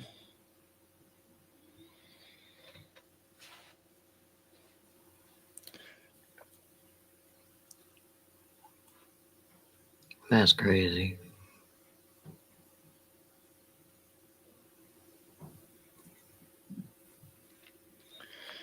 So I don't know. That's all I got on it. I have a bunch of pictures on it, and I had the crown jewels, I had swords, I had those pictures from the manuscript, and so it was going to be a segment on Night Owl Lounge, or maybe a podcast on somebody else's show, or I don't know. Well, put it on there. We'll do it next Wednesday or something.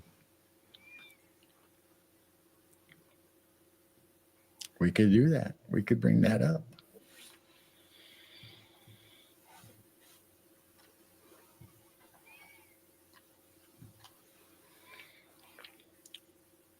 Wow, going on the 3-hour mark now. Yeah. Got about 12 minutes left.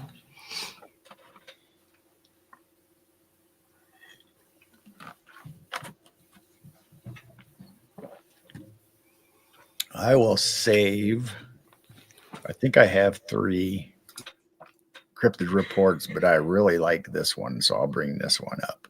So we'll do one this week and save the other 2. Yeah, there'll probably be more next week. Hopefully there'll be more. Seems Well, like there's always something, but we'll do a cryptid report and call it a night. so this one says comes from Creepy Acres, by the way. It's not my material or information. This is from Creepy Acres. And it says 60 years ago, while many claim the story of Fluorescent Freddy is merely a hoax, it may be worth mentioning that the town of French Lick, Indiana, makes up one corner of the infamous Big Lick Triangle. Fluorescent Freddy. Fluorescent Freddy and Big Lick Triangle. I know Big Lick because that's where Larry Bird, from one of my basketball heroes during the day, came from. Big Lick. So it's a hot spot for tales of goatmen, ghosts, demons, UFOs, cryptid monsters, giant birds, and of course, Bigfoot. So look up Big Lick Triangle. So we have a Dogman Triangle, we have Bermuda Triangles, we have the Japanese Triangles in Rings of Fire. And now we also have Big Lick Triangle. So it says the other 2 points of the triangle are Pope Lick and Big Bone Lick, both found in Kentucky and are both the center flow of the Ohio River, whose ancient waters swell with the weird paranormal. While lesser known, the Big Lick Triangle is similar to the other areas of high strangeness, such as Bridgewater Triangle. We did a show with Neoma on Bridgewater. Mm-hmm. And famously, the Bermuda Triangle, I just mentioned it. But in recent years, this area of Indiana and Kentucky have been growing in popularity. Who knows what else may be lurking in the shadows, waiting to be discovered. Keep it creepy. So having said that, you're going to really like this picture. I liked it anyway. I thought it was cool.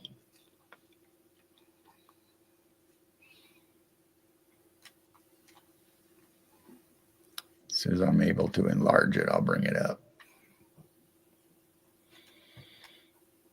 Yeah, I don't see it down there like we used to. What? When you get it ready and stuff, you usually I haven't shared it yet. I got it on my screen. Now I have to share it. Then you'll see it. You should. I'm talking about down below where we see our little boxes. Oh, I see. It did pop. See, I have to bring it up on my computer, then share it. Then you should be able to see it. Oh, he's hairy. So this guy is green and has red glowing eyes, and he kind of looks like a Bigfoot or Sasquatch, and he kind of looks like a swamp monster. Oh, he's got green hair. I don't know. He kind of looks like a greenish tint to me. I don't. Wow. Red eyes. But he doesn't have the Bigfoot face. Yeah, He has red eyes and fangs. It looks like he has fangs. That's definitely different than a Bigfoot. But he looks hairy like a Bigfoot. So this says today in creepy history, 15th of March, 1965, French Lick, Indiana. Indiana newspapers, the Spring Valley Herald and the Indianapolis News, both report that residents of French Lick had begun to refer to a hollow 3 miles south of town near the airport as the Valley of the Jolly Green Giant. Oh, he is green. After Steve Dixon, 16, a junior at Spring Valley High School, reported to police that he had encountered a 10-foot tall bipedal beast with green fur and glowing red eyes while in that very area. Soon the police are flooded with witness reports of dozens of people begin to congregate near the woods, all hoping to catch a glimpse of the monster. Police Chief Oral Carnes patrols the area repeatedly after rumors circulate that local youngsters have armed themselves with shotguns intending to shoot the hairy hominid. No evidence would ever be found for the existence of the creature that would be dubbed Fluorescent Freddy. So that was 1965, March 15th for French Lick, Indiana. That's Fluorescent Freddy. So there you go. green fur and red glowing eyes.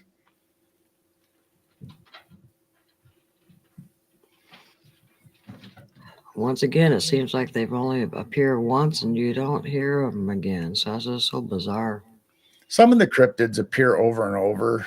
I mean, just like Mothman, and there's a couple other ones that we've read off that, you know, we've heard of before and have several reports, but like this one says they never found it again, but doesn't mean it isn't out there somewhere.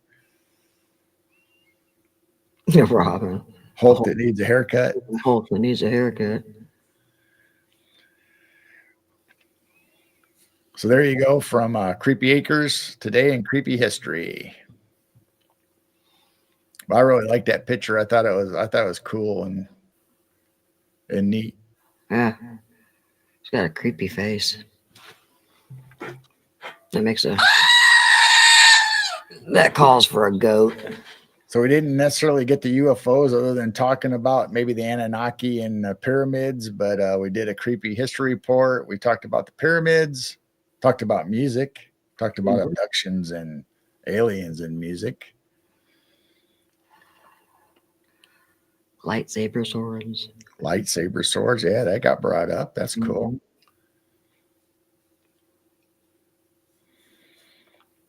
Wow, cool. So that's always fun. Yeah, we'll have to bring up those pictures. I'll get them organized and some pictures about the ether and the free energy and sword fights and all that good stuff. So that'll be fun to do some night.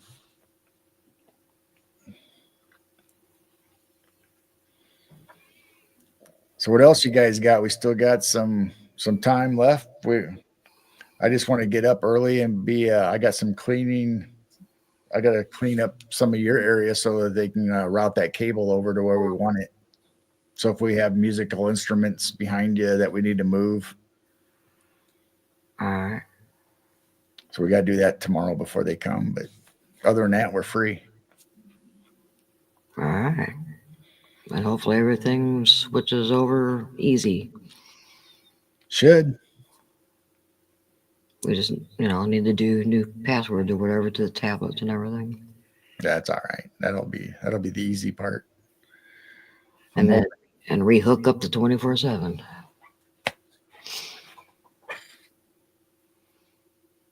So on that note, don't forget Friday and Saturday night with our movie nights on Rumble only.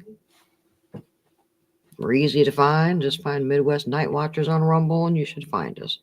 And Sunday we got Brian Minnick from Montauk is Strange. He's got new pictures and new stuff that he's found that he's going to be sharing with us Sunday on Camp Hero and the Montauk Project.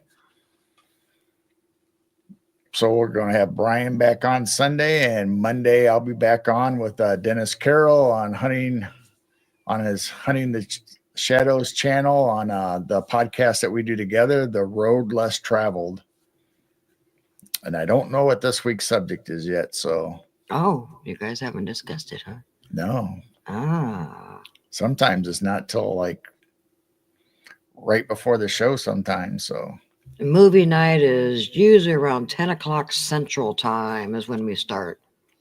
Because we don't want to overlap with some of our friends that are on. Like Dennis is on Friday, Jessica's on Saturday. So it's usually about 10 o'clock Central Time. So we last until like 1:30, somewhere around there. Yeah, 1:30, 2 o'clock, depending on how many shows or how long the movie is. Some of the movies, some of these older movies are only like an hour and 10 minutes, where today's movies are like an hour and a half to 2 hours for depending on what kind of movie it is. So the older movies are a little shorter. So then most of the TV shows are like a half hour. Some of them are 24 minutes. Some of them are right at a half hour. Twilight Zones are like 50 minutes, and Alfred Hitchcock's are like 50 minutes. Well, some of those are almost as long as a movie. Yeah. Crazy. So depending on how we do the on Lost in Space is 50 minutes, I believe. So Yeah, we love listening to Brian also. If you go to LIB's channel, Mike just uploaded a video the other day with him and Brian just going out to Montauk and taking some trails. It was like 15 minutes long. It's a very good video too. Just him and Brian walking out at Montauk. So I talked to Brian the other day, and he says he's editing his video right now. He didn't get it out as fast as LIB, so Brian's got videos that he's going to upload to his channel. Okay, yeah. He has a membership. Brian has a membership on his channel, so he's going to have exclusive stuff. So if you join his, it's really cheap. I can't remember what the price is, but it's like pennies a day, or I don't know. It's not very expensive like most memberships. He tried to keep the level, the membership level down for everybody to be able to join. So he's going to have some exclusive content for people who want to see videos. Yeah, I saw they were both recording, so that's cool. Yep. So Sunday will be Brian, and Monday I'll be back with Dennis on our Monday nights on his channel on Hunting the Shadows.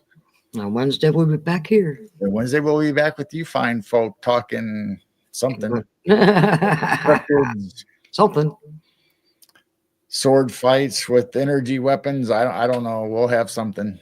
You never know what we would come up with. Then just like Jane said, maybe one of these nights on Rumble or somewhere we'll do a music night where we're talking about abductions and aliens and UFOs and songs. And that'd be fun. Because I have at least 30 or more on the list of songs, and we didn't get through all of them that night. So we got a lot to go over, and some of them I didn't even list on the list, going all the way from the 30s, 40s music all the way up to current day, or when we were growing up anyway, whether it's Styx or Van Halen or you name it. There was talk of stuff in there, in and out through the whole genre. So the Good Night Diaries. Yep. Good night, everybody. So we'll just go ahead and end it right here. We've been on 3 hours. Yeah. Everyone sleep good tonight. Sleep good, and hopefully our internet will be fantastic, and we'll be back up for Friday for movie night on Rumble. So please come over and hang out with us, and please come and chat and say hi to us. Even if you just want to watch the movies, just at least come in and say hi. So we Let us know you're there. Just like tonight, we like talking to people. We talked to people during the whole movie. Especially Lost in Space is fun. Talking about Dr. Smith and Oh No and Warning from the Robot. And all right, everybody, we love you. Thank you for coming. I'll see if I can do my heart. And I didn't freeze. Whoop, whoop, whoop, whoop.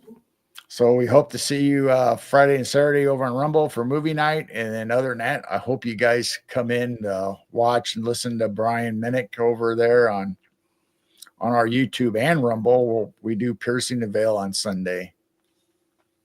That'll be 6 p.m. Central. So thank you all. We love you. We'll see you next time. Keep your vibrations high. Keep looking up.